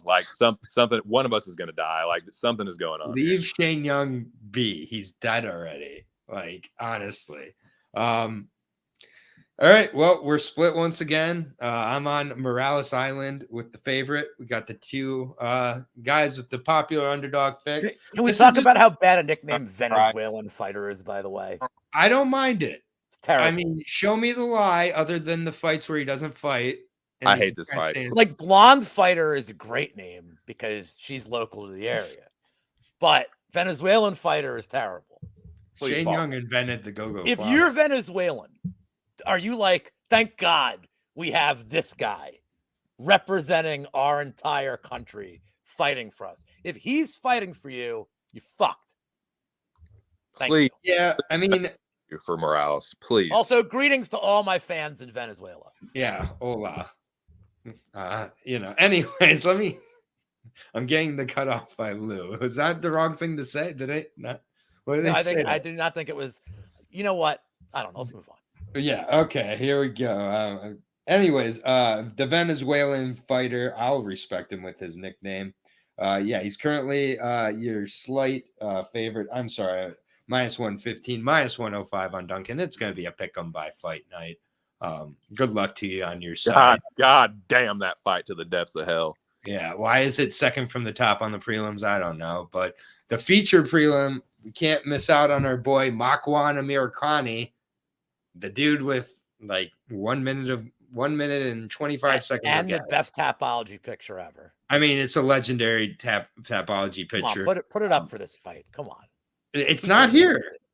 It's not here. He changed it. No, did he really? Look. Oh, Look. Pim Daddy Makwan with all the Click hoes. on his name. Click on his name. It's different. Oh, is it Mr. Finland? Oh yeah, there we go. Yeah, Yeah. So That turns my brain. he's got the poker chip set that we all got in high school right there. He's got some of Coley Covington's girls. Yeah, Makwan Amirkhani, Mr. Finland, 34 years old now. Lost to Jonathan Pierce by ground and pound last time out, where again had a couple minutes of good luck early on and then just fell apart. Same thing basically with the Lerone Murphy fight. He choked out Mike Grundy in a minute with an anaconda choke. That's how he wins. Anaconda choke, anaconda choke, anaconda choke, Darce choke. Sub 2 minute wins over and over again. He has a decision over Wilkinson, a split over Knight where Knight dropped him multiple times in the fight. Split against Arnold Allen, which has aged nicely. Edson Barboza tooled him up. Kamala Kirk survived the minute. Lerone Murphy survived the 4 minutes, put him away. Jack Shore making his debut at 145 here, or return to 145, hasn't been at 145 for a while.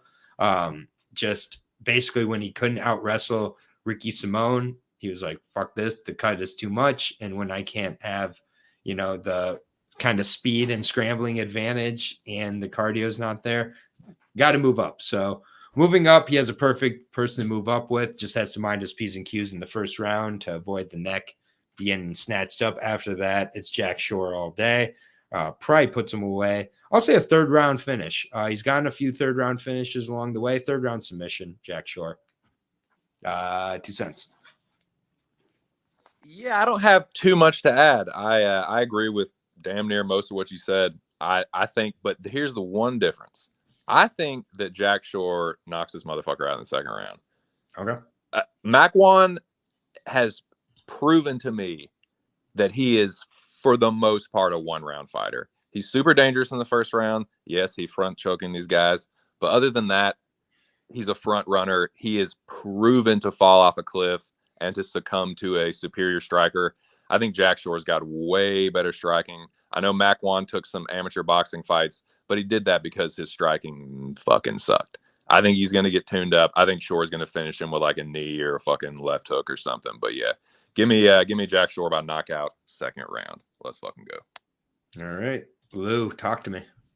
I mean, I like the exact same prop, 2 cents. I like the round 2 finish. However, you must lose money betting on the round 1 submission by Makwan. It's 18-1. That's his money line. I know, but it's his money line. Round 1 sub plus 1,800. Yeah. You got to throw something on that, because if Shore dives in, and by the way, as far as losing to Ricky Simone, I think Simone's really good. I think Simone kind of shocked him with how good he was going to be on the feet. Simone looked awesome on the feet in that fight. And that's the one I think everybody had the over on. That was shocked that Simone just steamrolled him. So look, Short took time off. Good for him. He's very talented. Now let's see how he deals with adversity. But I mean, Amirkhani, like, we know the plan here. Like, we know what he's going to do.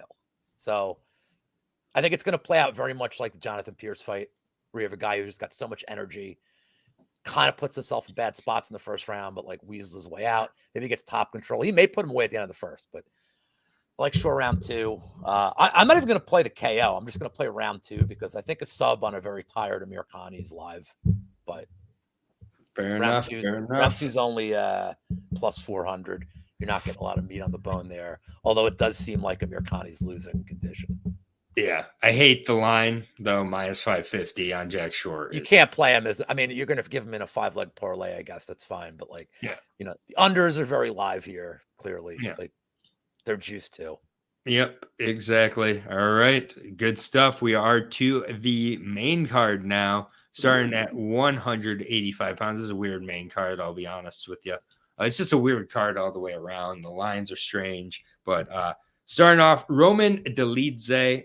This is a recency bias fight of the night, taking on Marvin Vettori here. Now, look, I get it.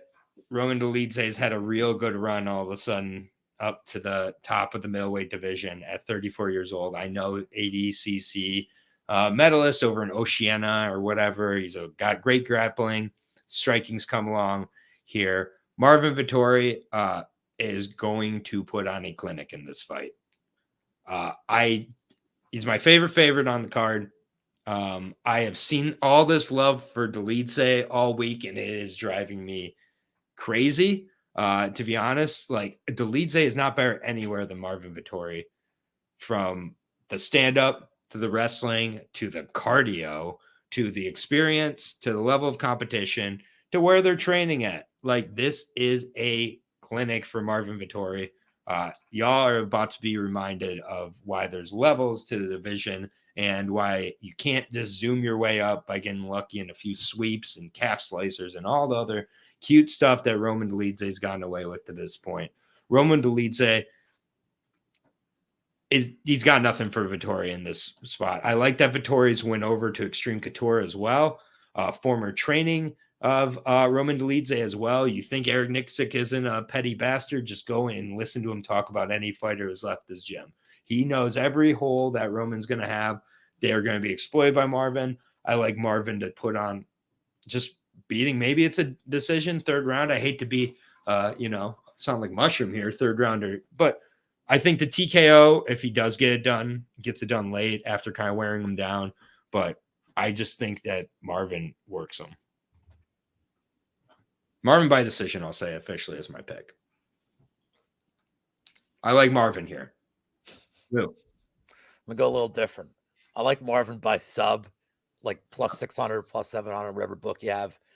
I say this knowing that Dolidze is probably going to win by 3rd round flying toe hold by some like meme goddamn stupid shit. But I mean, Dolidze is costing me money left and right. So let's just get that out of the way. He's probably costing people money. The Dawkins win, turns out Kyle Dawkins maybe isn't that good. The Phil Hawes win, was it Phil Hawes or is it was Phil Hawes, right? Yeah. Phil Hawes, that's kind of a weird situation where he like tore his knee out on the ground. Correct. And then Hermanson is kicking his ass until he like literally puts him in a figure 4. He like, uses John Cena's finishing move on him or whatever the hell and like pulled it off. Right. So is the meme sub live? I guess. But Vettori's the more active striker. That's the one thing. The guys that we're talking about that he beat aren't like Hermanson's a volume striker, but Hermanson took him down. But most of these guys aren't huge volume strikers. Vettori is. And Vettori has taken shots. I don't think Dolidze can KO him. Vettori's going to take him down. His cardio is great. Like, I just don't see a path here for Dolidze outside the banana land play. And I think Vettori is going to wear him out more than he's ever dealt with in a fight cardio-wise. Agreed. Going to dump, even if Dolidze gets up, Vettori's just going to keep dumping him down. So Roman Dolidze lost to Trevin Giles. Yeah, I mean, you know, There's a weird fight because he couldn't get a meme finish. Mm-hmm. But give me Vettori to get a sub at some point on the ground. Yeah, he could knock him out too, but I like the sub price here. I know Dolidze has never been finished either, and this kind of goes against a lot of what I say in terms of like these props. But I really think that Dolidze has never had this kind of wrestle like heavy approach. I mean, Hermanson had him in trouble, and Vettori is 5 times the grappler that Hermanson is. So I think that Vettori stays. And last thing on this point is that Vettori is really good at staying safe on the ground. Like once he gets you down, like he knows he's a position over submission guy. I don't think Dolidze is going to have a chance for like, yeah, the truth. I don't think Dolidze is going to have like a chance for the meme finish here. So I agree. And if this thing hits the third, Vittori's going to dump him on the ground in 5 seconds, and Dolidze is not getting up. So yeah, no, can we look at this 3rd round sub and see what? And again, I think training at the former place where your opponent basically improved as an MMA fighter at is kind of a big deal. Like he's training at Extreme Couture, training with his coaches. He's been at King's MMA as well, so I like the level of training and just overall Vettori is progressing in the proper way here. It's not sexy, but it's proper. Can we talk about these prop numbers? Vettori round 3 is plus 1,600. Vettori round 3 submission is plus 2,500. That's sexy. That's sexy nice. Shit. Very nice. I'll be hitting those. 2 cents. Hey, you guys. It is fucking sloth season, boys. I hate that we're all on Vettori, but my God, is he going to fucking whoop Dolidze? Dude, Sloth is going to ragdoll this motherfucker. Sloth has better cardio. He has better durability, way higher experience level. Dude, he's the better striker too. Roman is slow as fuck. He's powerful, but like, the pace that Sloth is going to put on him, the fucking wrestling, the grappling, the toughness, dude, and the fucking cardio is going to be night and day. The contrast cannot be overstated. Sloth is going to roll this motherfucker. Roman has beaten nothing but jobbers, and that fucking Jack Hermanson fight, dude, he cheated like a motherfucker. He grabbed the inside of Jack's glove to set up that fucking calf slicer. I hate him. He's a fucking scumbag human being. He's a fucking fraudulent contender. Dude, Sloth is going to crush him. Let's fucking go. Sloth season. Don't even start with me, Jack. Yeah, I like it. I fully expect to lose this bet when, like I said, when Dolidze hits like the sharpshooter or like some horrendous. I just think this Dolidze run and this rise reminds me a lot of Kevin Holland's run and rise. So like kind of to go back to when Jack was asking if recent success means anything or not. Like recent success works against you once things don't go your way. And Aaron, Jimmy's bringing it up in chat. It's a good time to tell you that this is in fact the yam baggiest special ever. Yam-bagoo. Like I have that and the Klein fight written down for my yam bag plays because they're both Southpaw versus Orthodox. But like this whole fight is one big yam bag play. Yeah, I said Kevin Holland, Jack. Comparing them. Like this whole fight is ball shots. Just wait. A lot of cage grab and eye poke. There's like I'd be surprised if this is plus 2,000. This should be like plus 200 for a Yamabagu here. All right. Well, how do we say it in Italian? Yambagiole. I gotta look it up, right? Yambagio. Come on, by the way, let's fill my gimmick. Vettori is approaching minus 300, minus 280, plus 230 on Roman if you want it. I get the people taking the shots on Roman, but we're on Vettori here as all 3 of us are. I just want to let you know that Google Translate, for whatever reason, says it's Japanese when I type in yambag, and the translation in Italian is grazie. So it's basically even Google Translate's telling me, yeah, like take the yambag shot. Grazie. Yeah, they're like, do it. All right, Vettori has 0% win probability according to Jack. We're in Jack, trouble. I like you, but boo. Yeah, boo. Boo this man. Great movie. All right. Next fight, not a great fight. Return of King Casey O'Neill from knee surgery. Blew out her knee. And now she's taking on everybody's favorite buzzkill, Jennifer Maia. I don't know why they made this the matchup here. I don't understand the odds either. She's coming off the split decision against Roxanne Modafferi that started to show a little bit of the chink in the armor, I think, if I'm being honest. She was going to get Jessica I, which would have been a perfect setup. Now she's taking a much, much harder step up in Jennifer Maia. Jennifer Maia just honestly, like, I think will expose Casey O'Neill and the fact that you can't just go back and towards the top of the competition when you've had a series of an injury as she's had. Jennifer Maia, just kind of a meat and potato style game. She's decent on the ground, on the feet. If she stays busy enough, it's fine, but she's going to get you in the grappling and get you to the ground. Maria Moreau's fight kind of let me know the level of competition she beats. And I think that's Casey O'Neill coming off a knee injury. I don't like it at all. Maia by decision. I think that plus 150 is a great price, Jimmy, whatever price you get it at. But I think Maia wins it by decision. I really do. I don't think Casey O'Neill should be fighting this level coming back off a knee injury. Scottish fade was almost on, as I said. Joanne Wood ruined it. But yeah, 2 cents. What's your thoughts on the third Invicta fight of the night on the main card? Just kidding. Yeah, so this was a tough one for me, dude. I see very clear paths for both fighters. I think on the feet, Jennifer Maia is the way better striker. I don't think it's even close, really. Like, her boxing is way better than Casey O'Neill's. Casey looks kind of wonky on the feet. I think Maia just does the cleaner work. The problem with Maia is, like, I don't know, man. She's only lost to, like, pretty fucking good fighters. Like, her worst loss is Liz Carmouche. Like, that's not too bad. I'm really, like, I've been waffling like a motherfucker. I really wish I could change the avatar without having to dip out of the stream, or I would. But I'm going to ever so slightly go with Casey O'Neill. I just feel like if it goes to decision, she's going to get the fucking, she's going to eke it out. The bias of the crowd will push her over the top.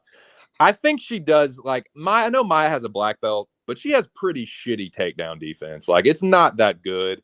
I think there is a world where Casey O'Neill takes her down and kind of beats the shit out of her and makes it look a little one-sided. But if it stays on the feet, man, I think Maia could definitely win a decision. But I'm going to, dude, I don't like it, but I'm going to take Casey O'Neill and just be a fucking donk about it. All right, Lou.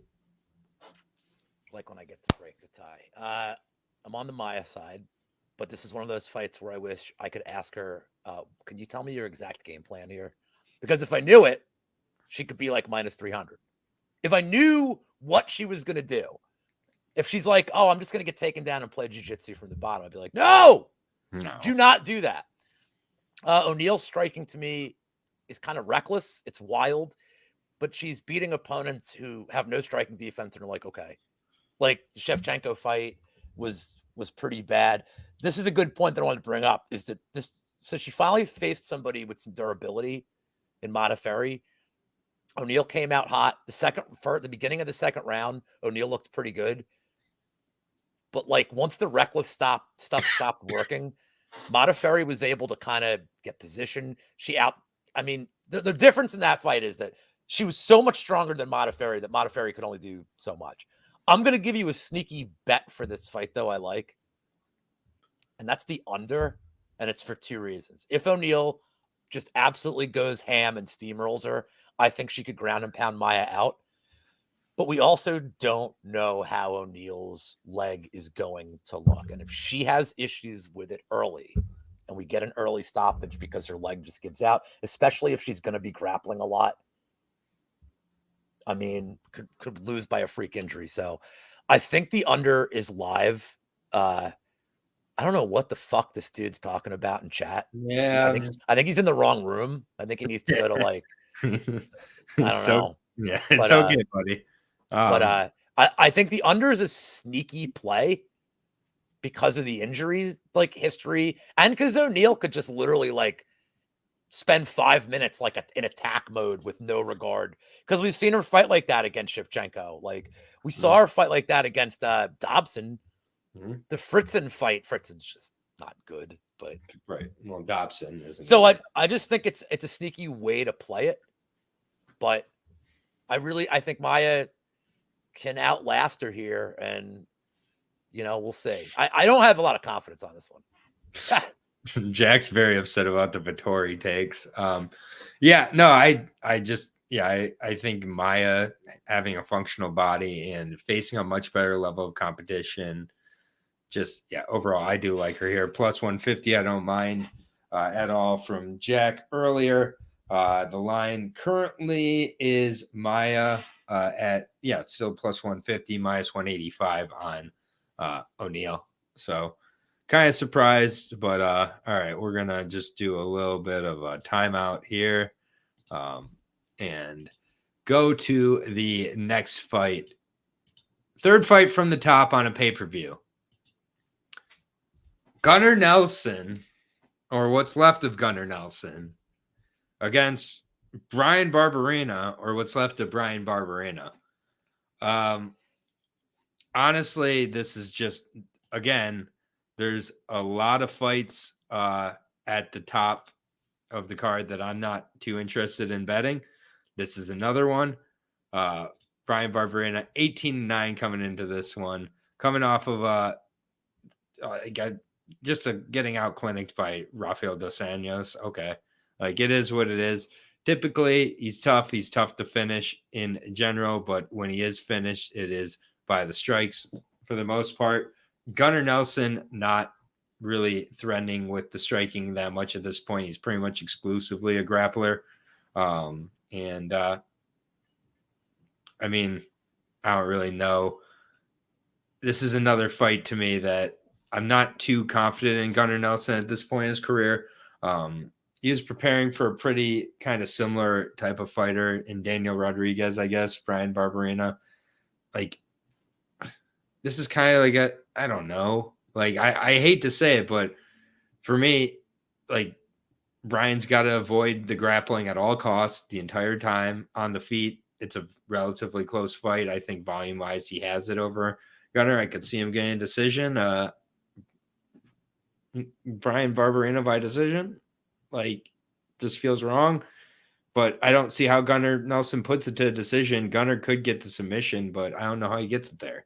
So to me, this is just a fight where I'm not left with a lot that I really want to go after. And I'm going to go with Barbarena by decision just because of the volume. Is it 2 cents first here? Or no, Lou, you broke the tie last time. So go ahead, Lou. I like the overs. I like Gunnar by decision. I can't get past like the glaring hole in Barbarena's takedown game, but getting submitted by RDA and getting pounded out by like Luque are very different than Gunnar Nelson, the human equivalent of Icelandic Ultra Blue. Just like, what's he going to do? It's going to be like Barbarena. Yeah, he gets taken down, but he fights. He tries to stay out of bad positions. It's not going to be like the Sato. Like, I know people are saying, well, he couldn't submit Sato, but Sato just kind of stayed in back control. I think Barbarena is going to be on his flat on his back, throwing punches up. And I actually kind of trust Barbarena's cardio just way better than Nelson as this fight goes on. I think Barbarena, as this fight goes on, like you saw with the Jason Witt fight, Witt had no problem the first 2 rounds. I'm not comparing Nelson to Witt in terms of like their skill set, but stylistically, the 3rd round of that fight, Barbarena almost stole it. He fights with urgency when he needs to. I could see Nelson frustrating him, but I don't think he gets the sub here. So I like the overs. Nelson by decisions plus 200. I think that's a good way to play this fight if you want to play it. Unlike you, I don't know. I don't see how Barbarena wins a decision unless he's developed incredible takedown defense. I think if he wins, it has to be by KO. But give me Nelson by decision as the pick for the show. Fair enough. All right, 2 cents, break the tie. Can this fight fall off too? Can I add this to my prayer circle of fights? Probably could. Fuck off, man. I used to really like Gunnar Nelson because like the first martial art I ever got into was karate. So I have like a soft spot in my heart for like the karatekas, you know. Oh, yes. But that was Gunner back. That's what they sold him dude, as. it used to be like that used to be his like striking style or whatever. And He's he's like got a karate kid. Dude, he's got a decent like counter cross from southpaw, but that's about it. That's all he has, and a kick. He's got a good roundhouse kick, but like, I do think he is just an infinitely better grappler. Barbarena does have shit ass takedown defense. Gunner does get takedowns in most of his fights. He's not a great wrestler, but I think he finds some way to get it to the ground and probably chokes Barbarena. I think it was a really bad look to like not be able to submit Sato. But yeah, I think like Gunner's another guy that he does kind of like rep the UK a little bit. I think that he like probably puts on a show on the ground and chokes Barbarena, but I'm not touching it. It's way too wide. I fucking hate this fight. I hope it falls off, but I don't know, man. Just on the feet, Barbarena is definitely live. Like he's going to throw more volume. I think his boxing is a little bit better. Gunner is really like gun shy and just fucking weird. He's just a weird fighter, but I'm gonna say he finds a way to. He's also very injured. Like they have a lot of brittle people on this card. No shit, man. It's like he's fought a higher level of competition, but he fights so fucking infrequently. It's just I never know what to make of the guy. I do think he's like his skill level, at least on the ground, is definitely higher, and I think that's probably what he does: forces the ground shit and gets a choke. Yeah, minus 375 on Gunner. Nowhere on this planet. Good God. Fuck no. Like it's such a bad line. It's making me think about betting Brian Barbarena. If it gets over plus 300, I might have to do it. Plus 280 currently. Fuck this fight. Gross. On to co-main event. Really good co-main event. Very, very close fight, even though I feel like it's kind of been blown out at this point to Fiziev's side. Justin Gaethje making the return back here, taking on Rafael Fiziev. This is going to be a good one. I wish it could be 5 rounds, honestly. I wish they would sometimes do the co-main events where they're 5 rounds, because this fight I do think could call for 5 rounds. Even though obviously both guys are going to put everything out there, and Justin particularly sometimes defensively kind of lacks it, but Rafael's been caught in his fights quite a bit as well. Very good offensive striker though. 30 years old now, 5'8", so not a big guy either. But came out on top against Dos Anjos. That was the 3rd time they were making the fight, so he had a lot of time to prepare for Dos Anjos before that fight. Just kind of a little bit of I think a wrinkle for a guy who's been a striking instructor. Obviously, is really studying his opponents and everything like that. But he's been on a roll since getting wheel kicked by Magomed Mustaev in his debut there, getting caught in a minute and a half. Just clinic of Alex White, clinic of Diakese, really good body work in those fights. Then increase the aggressiveness against Moicano, who's very chinny. Brad Riddell, okay. Bobby Green, he was having his moments in the Bobby Green fight, but like definitely wasn't as seamless as a lot of people put it. I think this is a fight that's split decision written all over, because Justin Gaethje's going to be scoring. I get it. He is about as tough as possible. I get he fights in a really entertaining way. But he's been put away by KO twice, and it was, early on in his UFC career, I think he's, still doesn't have the defense he needs, but I mean, this is just a fight that's so close to me. I think that Justin's getting massively disrespected. It does make it very tempting for me in this spot.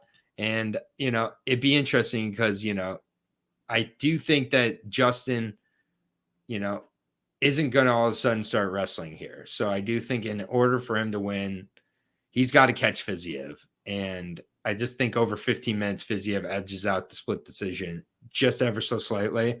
But I'd love to see Justin win this one. So I got Fiziev by decision. I'm definitely not sold on him like the line suggests, or like a lot of people have been suggesting. I think that Justin winning this fight would not surprise me at all. I'm not trying to sound like I'm groveling, but I truly think that this should be a pick'em, and the line is way off. I would love to be on the Justin side, but I edge to the split decision on Rafael.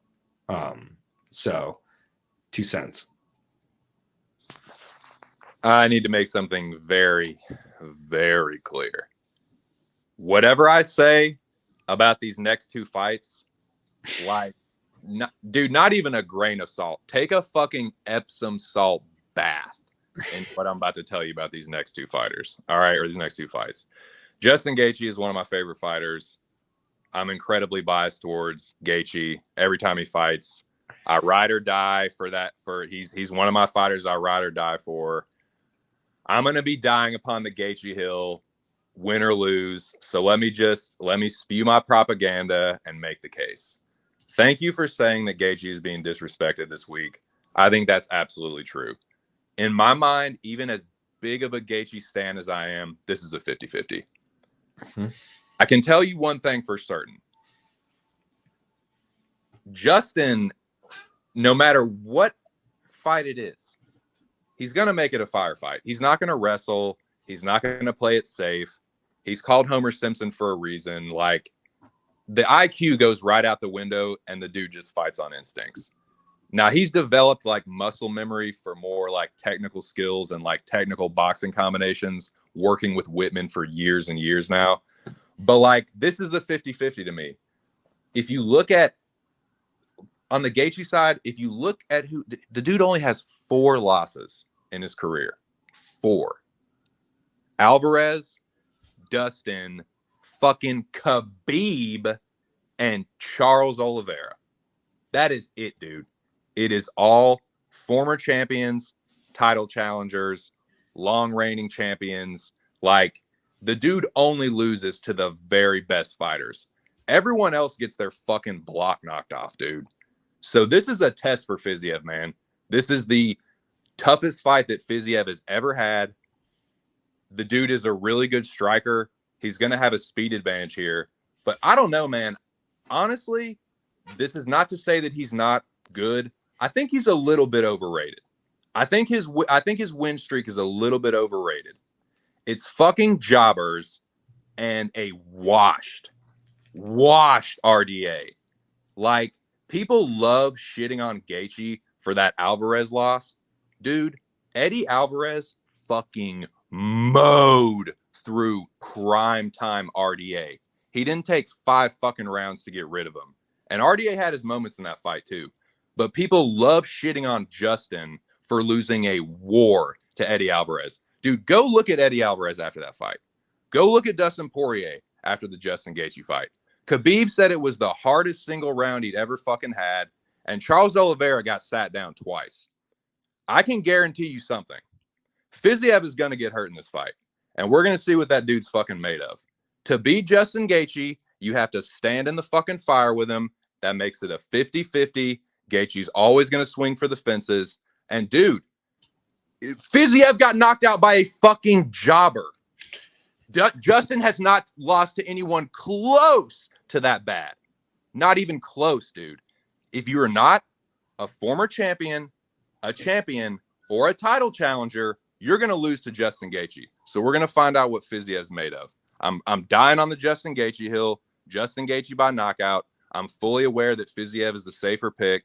He's going to have the speed advantage. But Justin has a cardio advantage too. So let's see what the fuck happens. War highlight. Let's see a Justin Gaethje backflip for the UK fans. Let's go. Love it. Good shit. Very excited for this. Lou. Gaethje KO plus 350. Let's fucking go. I mean, he's never, by the way, he gets finished in all his losses. Can Fiziev, here's the thing stylistically. Fiziev's a lot more patient. And that served him well against RDA in a 5-round fight. 5 rounds. Gaethje doesn't give a fuck about patience. He don't care. Gaethje's just going to go out on his shield here. If he gets caught, he gets caught. Look, he got caught against Oliveira. I think Oliveira's got more power than from the striking. I'm not saying he's a technical striker. I'm not saying that. But in terms of KO power, one-shot power, 100% he does. He also has the threats of takedowns. So Gaethje's got to, he's worried about a level change at all times. He gets caught. He's not worried about that here. No. I don't like doing this kind of comparison, but doesn't this feel closer to like the Gaethje Chandler fight where they know they're just going to throw punches? There's no threat of a takedown.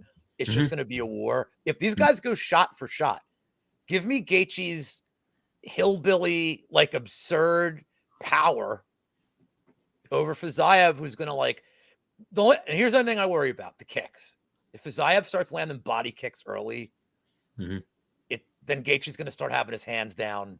He's going to have to start worrying about that, and it's going to be a long night for him. But you think it's going to decision. I don't. Like, I think somebody's going to die.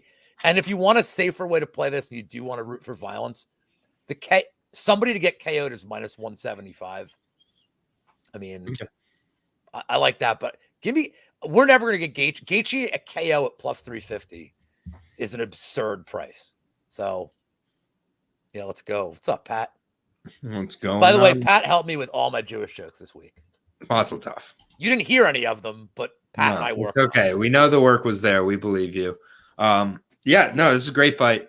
Again, it should be very closely lined. I think it could be a war like the Chandler fight, which did go to a decision. So, Fiziev minus 230. That's just insane to me. Plus 190 on Gaethje, plus 350 on the KO.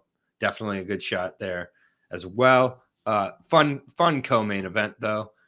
Currently the main event is Leon Edwards, Kamaru Usman 3. Obviously Leon losing 4 rounds before coming back with that 5th round KO kill shot.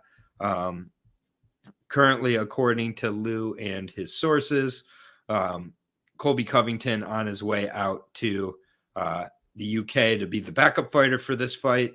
Maybe they're just doing that to cover their own ass, but I don't know why they'd be doing it week of. Makes me think that Kamaru Usman, who has been absent from all of the media all week, also has really bad knee issues and other issues, has pushed this fight back a few times already because of his health, is probably out of the fight, but we're still going to do it as of now with this being the fight. With that being said, I don't think Kamaru is healthy. I don't think anybody can honestly say that. And, I just think that at this point, I get it. The run's been good for Usman, but it's done to me. I think that the head kick, I get it. He was winning the 4 rounds. He's going to have to go out there and wrestle for 25 minutes, in my opinion. Kamaru is just not a prolific finisher. Leon's been in there now for 10 rounds almost with him at this point. I just think that if Kamaru can't wrestle for 25 minutes in this fight, I think Leon batters the legs early and often. I think he works the body well as well. I think Leon's going to be very confident coming into this one. And I was looking, I'm looking to bet Leon at the price he's at currently. I don't think it's going to get any better. Fighting in front of the UK crowd. Leon's earned this spot as well. And I mean, Usman's not healthy. I think that's why Colby's being flown in. If it's Colby versus Leon, I don't know. My first lean is Colby, honestly, to win that fight. But I'd have to think about it more. But Colby by decision would be my initial pick on that side. But with the fight as is right now, Leon wins the fight, and I think he probably puts him away in the championship rounds again. So maybe round 4 TKO this time. Lou, how would you line Colby against Leon? It's short notice. Would Leon be minus 140, 150 here? Leon would probably be like minus 150. Sure. I mean, Colby's a great bet there because the guy stays in shape. For the record, my source is somebody who literally talks to Colby Covington like daily. Right. No, I believe from his mouth, not like a third party. So just putting that out there. I too lean on the Edwards side here. I am not going to be betting this fight yet because the last couple of main events have kicked my ass betting wise. Like I had Jan last week. It was bad. And you knew it was bad. I had the overs in the John Jones fight. I mean, so I'm not trying to like do something stupid on the main event. I'll also probably be a little drunk. so I'm going to do something stupid here. But I lean Leon Edwards. I don't want to play a method. You're giving me more than plus 200. I'm happy with it. Even in he won the first round with grappling. Mm-hmm. If Usman is not 100%, like, why can't Edwards have more success in the grappling in this fight? Mm-hmm. And like, there's a psychological edge here too. Usman now knows the power that Edwards has. So, is he, like, if you're Usman, like, let's pretend everybody's healthy and it's, we're in a vacuum here. Mm-hmm. If you're Usman, are you shooting 2 seconds into every round to just completely avoid any kind of stand-up game? You probably are. If you are, now you're super predictable. Edwards' takedown defense isn't atrocious. Usman's just a very good wrestler. Agreed. But if Edwards knew this rematch was coming, and by the way, he knew the second he won the title that this was his next fight. He knew it. You don't think all he works on is grappling? Like, he's pretty young. I think Edwards is constantly underrated. I think Bilal Muhammad is excellent. I think he's a great fighter. I do. And Edwards, he had no answer for Edwards. None. Nothing he could do to Edwards before the eye poke. So, Aline Edwards, you don't think the price is going to change? I disagree, because I think, much like we saw with Jan last week, I think Usman's going to end up getting put in a lot of parlays as the card is going on. Okay. It's going to be a nice little parlay buffer for people. So, but I don't think it's going to change too much. Either way, I really think the health is too much of an issue to really shift it much. But Edwards isn't going to go down to like plus 150. Like, he's going to stay around. I think he's going to hover around plus 200 for the duration of the week. All right. 2 cents. Tell us we're crazy. Well, you're definitely fucking crazy. That's never going to change. So that's, anyways. So can I ask, like, isn't this, and I'm not asking this in bad faith, this is a genuine question, because I'm having trouble, like, recalling off the top of my head. Isn't it normally the case that they have a backup fighter for a big main event, like with a belt on the line? Isn't that like kind of like par for the course, or am I wrong about that? Recently it has been. It's just usually they're already out there. It's kind of rare for them to fly out week of like this. Okay. Especially a UK. Right. Okay. But well, again, with a card like this, what are they going to do? Put Barbarena into the main event? Right. Put Bo Nickel in the main event. My point is, like, yeah, you would think they would have someone like back up. Usman has pushed this back for his health multiple times. Right. So this is it. It makes it tough to cap this fight in a vacuum, because you do have the X factors, the intangibles of, is Usman hurt or not? How hurt is he? How hurt it, or how much is that going to affect him? How motivated is he at this point, being an actor and shit? You like, there's that. There's the psychological edge. How is he going to come back from the KO? But like, is Kamaru upset? Yeah. Let me just play devil's advocate here. There's a psychological impact on Leon too. Okay. I think he will be confident. I think he might be a little overconfident though. And let's not pretend like all of a fucking sudden Leon Edwards is some KO artist, because he's not. He's a fucking decisionator.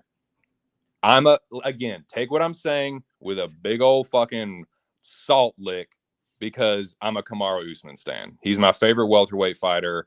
I'm super biased. Look at that Tapology pick. Is that the best Tapology pick out there? Besides it is. That is what's called catching lightning in a fucking bottle. He was losing the vast majority of that fight. He lost the vast majority of the other fight. Usman stylistically is the better fighter. What gives me pause for going heavy on Usman, and I'm not going to put Usman in any parlays. I'm probably not just gonna stay away from the main event. I think from a betting standpoint, yeah, it's probably smarter like Edwards or pass. The thing that I just can't like, and obviously some of this is just going to be inherent bias, but for me, like, I don't automatically think that all of a sudden Leon is going to be some completely different fighter and all of a sudden have this skill set. And I don't buy he was setting that up the whole time. No, the fuck he wasn't. He found a moment and he capitalized on it. But if he'd been trying to do that the whole time, he was fucking failing miserably. Like, he looked kind of crazy on the feet in that fight because he's constantly worried about the takedown. I think Usman is the better fighter. I think again, this is like without knowing how fucking injured is he, how is his brain, whatever. In a vacuum, Usman is the better fighter. He's clearly the better grappler. He could be extra motivated to beat the fuck out of Leon. And if Leon comes in overconfident, thinking he's just going to do the same shit again, which, by the way, he doesn't have many knockouts in the UFC. He's not typically a one-punch, shut your lights out kind of guy. I don't know, man. I don't think that's automatically going to be replicated. I think that's kind of a false narrative. I don't think all of a sudden Usman's going to be a completely different fighter and Edwards is going to be a completely different fighter. I think he's the fucking Buster Douglas of MMA. I think he caught lightning in a bottle once. Everyone's going to remember him for it. And then he's going to come back in the next one and get the shit beaten out of him. And I think Usman's going to fucking smash him. But again, I'm a stan. But let's fucking go. Nigerian Nightmare. Photo win. If Edwards comes out in the Ric Flair robe, I'm going to be worried. I'd be like, oh shit, he is. Dude, he's super cocky. But if you look at the fucking, go watch the corner in between those fourth and fifth round. He's like dejected. He's like got his head down. He looks like he's about to fucking cry, dude. Sorry. Does Edwards sub him this time? He pulled that fucking head kick out of his ass. There was a minute left on the clock. That shit's not happening again. Usman all day. All right. He went from not sure to all of a sudden he's a big boy now. And That's right. Talk your way into it. I've got to fucking convince myself somehow. You fucking sloth. All right. Well, now I know why the line's not going to change this week. Usman stands. They are some of the best stands remaining in the game. There aren't a lot of them, so good for you.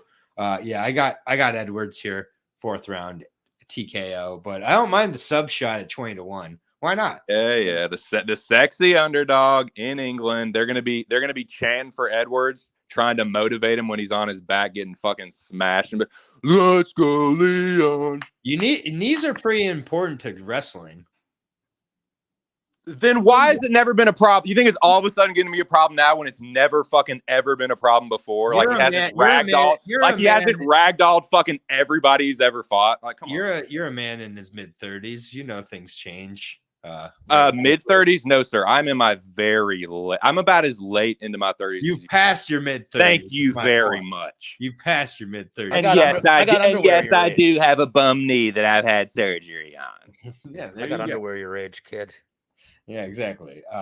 Calvin Klein. Anyways, minus 260 on Kamaru, plus 210. Good enough for me.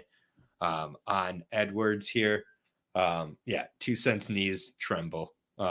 2 cents related to Trevor Whitman. 2 cents in Nigeria. All those things are true. Y'all say that like it's a bad thing. Y'all say that like I'm not proud of that. Eat your money. Lou, any remaining thoughts before we close up shop here? I mean, all these guys are talking about him scamming. Like, I'm still waiting for him to send my Loverboy tape back that he stole from me years ago. I want my Loverboy tape back. My Loverboy. That's right. I am a Nigerian prince. Give me all your money. Really quick. Go ahead. No, that's it. Yeah. No, I just wanted to work that in because I couldn't do any other jokes. Yeah, and then we'll do our plugs here at the end here. And I will await the Yashimal DMs after the show. Zhongli parlay. We're not going to go through the full card. Card will be in the comments, time-stamped for the Zhongli. I am going to start it with Jake Hadley. And if you can just plug this in, Lou, just straight money line. Jake Hadley. Is on there. Yes, Christian Leroy. And this is the Aaron the Dog Zhongli parlay. Christian Leroy, Duncan. Yeah, come on down.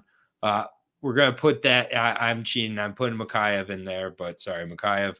Good and added to it. And then, of course, we're going to shade Makwan. So Jack Shore, come on down. And then the final aspect of it, if you really have to ask, you weren't listening, Marvin Vettori. Put him in there as well. Okay. Hadley, Makachev, Leroy, Duncan, Shore, and Vettori. Yep. Plus 236. It is very chalky. That is very chalky. Not my best, but you asked for 5. Those are my 5 most confident that I put in there. So I'm not saying I would bet that very heavily, honestly, at plus 236, because I'm a responsible gambler, but it is what it is. Who from there is going to lose? So, yeah, what could go wrong? Anyways, Lou, what you got coming up the rest of the week? Got the prop show shortly with the On the Line pod. Those guys are pretty funny. They run a kind of cool show too, a little different style of show. Friday happy hour at 5:30. The original MMA happy hour. Imitators beware. Do not steal the name of my show that I've been doing for slightly over a year. And that's it. I would plug Brady's Best Bet show just so you can watch me retain my lead over 9 other cappers, but you know. Lovely. All right. But I'm not on it, so I don't care. Yeah, exactly. Lou, appreciate you coming on as always. 2 cents. You got the Friday weigh-in stream, I assume? Yes, I do. Dude, thank you as always for having me on. It is truly, all jokes aside, I really enjoy doing this and I appreciate it. Shout out to Lou and the chat. Yeah, man, thanks for letting me come on, and thank you for being tolerant of my Gentile nonsense and let me, spew my propaganda. I will be back Friday to do the weigh-ins, and yeah, shout out to Ark too, man. These are some tough picks. The Mecca is going to be real interesting this week, and I was going to pick like more dogs than I'm actually ending up on, but I think I've still got 3. As far as bets, like I might just fucking drop the hammer on Sloth, dude. I don't know. But if I do make any official plays, I'll give them out Friday. But thanks again, dude. Of note, just my 2 cents. Of note, the weigh-ins are at 2 p.m. Friday. 2 p.m. Okay, good. Thank you. Right, a little bit early. Yeah, but appreciate it, guys. Really quickly, I'm going to actually cover the Cage Wars really quick because pretty busy week, so probably not going to be able to get to it tomorrow. So I'm just going to say goodbye to Lou, say goodbye to just my 2 cents. Appreciate it, guys. So Cage Warriors 150. It's on Friday. It's a big weekend of MMA for England.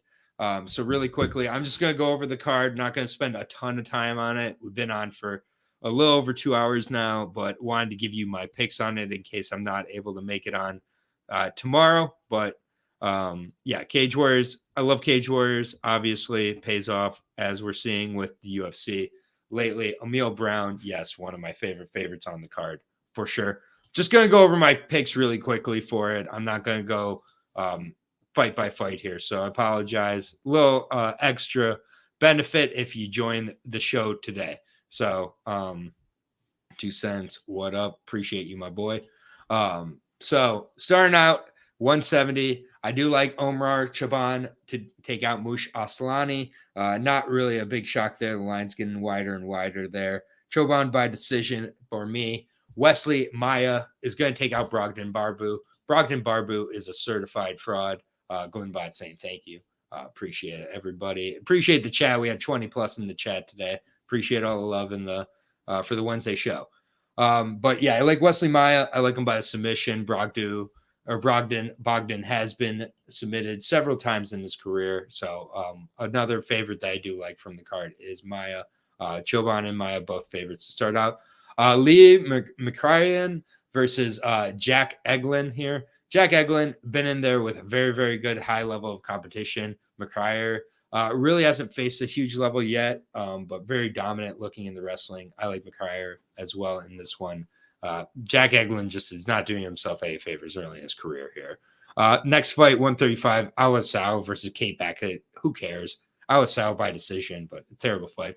Emil Brown, Daniel Skabinski. I love Emil Brown in this spot. First round KO. Emil Brown is a dude to watch out for. I think he could be in the UFC sooner rather than later. Emil Brown all day here.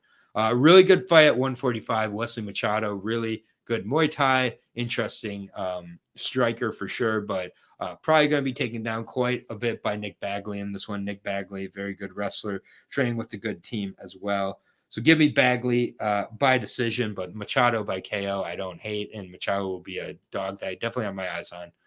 Alan Carlos, 13-11, he's been, in there and been finished on multiple occasions. James Webb is very chinny, but should be able to get the grappling and submit him. James Webb by submission. Albert Ciardo versus Jan I'm not even going to try to say this Belgian man's last name, but Jan, much better level of competition, more well-rounded. Ciardo has to show me he can beat that level to beat it. So Jan by decision for me. Very good fight, 125, but I don't know enough about David Scarano, nor was able to find much on his tape. But the Italian coming into England to take on Lauren Kavanagh gets it done, finishes him with the, I'll say with the KO. Justin Burlinson versus Jamie Richardson. Jamie Richardson with the salty 11-8 record. Burlinson, a guy who is a very good hammer, does not do great as a nail. Richardson has been finished by KO quite a bit. Justin, good finisher, but I'm wondering about the confidence at this point. Definitely don't feel good enough in Burlinson to bet him at the odds he's at. Give me Jamie Richardson, another dog that I could look to bet potentially, but I think Jamie Richardson could eke this one out, kind of grapple his way to a victory here. And then main event, Jordan, the epidemic Vucenic, huge fan of him. Tiziano Ferrante, unknown fighter, 5-0. He's gotten all finishes by strikes against next to no level of competition. I can't take him over Vucenic, who just went 5 rounds with Paul Hughes. I like Paul. I like Vucenic here, and then Moyes really quickly saying bet the Russian at plus 425. Invicta thoughts. I didn't really tape Invicta. I can go through it really quickly if you want, though, and I'll tell you if I have any thoughts, and if I don't, then we'll just move on. 4 hours from now, of these fights, when I'm looking them up, Fatim Klein, I don't know enough about her opponent. So Klein's a beast, should get that done early on, but yeah, I didn't tape it. So yeah, I'll always admit that. So, but I like Fatim Klein quite a bit. I don't know enough about her opponent, however. The rest of these fights, yuck, man. Danny McCormick, I would think it's a done against Valeska Machado, but I'm not sure exactly what McCormick's been doing. So honestly, this is one that I'll watch it. Why not? But because I have been a fan of McCormick, and I like Fatim Klein. The rest of these ladies, not as familiar with. So I'll say and new for the Invicta, but take it worth a line of thoughts. How many notes do you take to prepare for these breakdowns?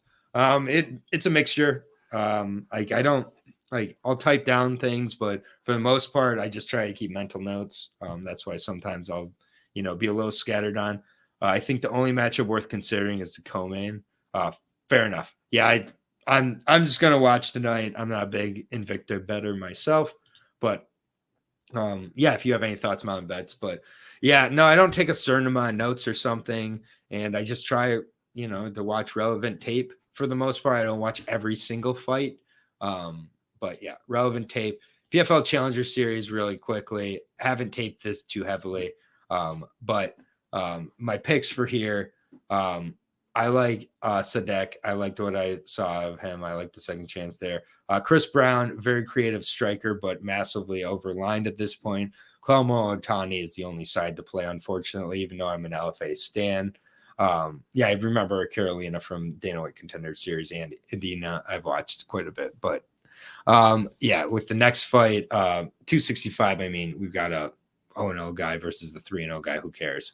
Evelyn Martins, I've seen her on the come up. Jackie Cataline seems much more aggressive. Evelyn Martins, though, I like the camp and everything, so give me Martins to out technique her. And then I like Kenley St. Louis to kind of just have a boring decision to beat Paulo Henrique as well. So that is going to do it for the MMA breakdowns for the week. I just kind of went into the Friday shows as well as the Invictas. And yeah, Nico, I'll try to figure out I don't do interviews a ton anymore, so we'll figure out a time to have you come on. But 7 notes exactly is what I do backstage. But appreciate you 2 cents. Thanks for everybody who stuck around here for the little end spot here. I get it. If you don't want to take all that with a grain of salt, I don't blame you at all. Because again, I will admit when I haven't taped, but I did fully tape the Cage Warriors. So you can take those more seriously. I also fully taped the UFC as well. Invicta did not tape and PFL did not tape. So That's going to do it for the show this week. I'll be back next week with obviously with all of the MMA that is coming up next week. Let me just take a look at what's coming up for us next week, though. After the pay-per-view, we got Cage Warriors 151 on Friday. Very excited to dive into that. And then LFA on Friday as well. So very, very busy week. PFL Europe on Saturday. And then UFC Fight Night, Cheeto versus Corey Sandhagen. So really awesome week next week. Good luck to everybody this weekend. Thank you so much for joining me on the breakdown today. 20 plus live viewers, still 18 here at the end here. I get it was a little scatterbrained, but appreciate you all. Keep taking care of each other out there. Good luck to you and Mecca Knights as well. Good luck to everybody out there. Nico will catch up soon. Mountain Bets, appreciate the info here towards the end as well. Yeah, thank you everybody for the support. Thank you for the subs, and see you next week. Full week of MMA coming up. Going to cash. Peace out, everybody.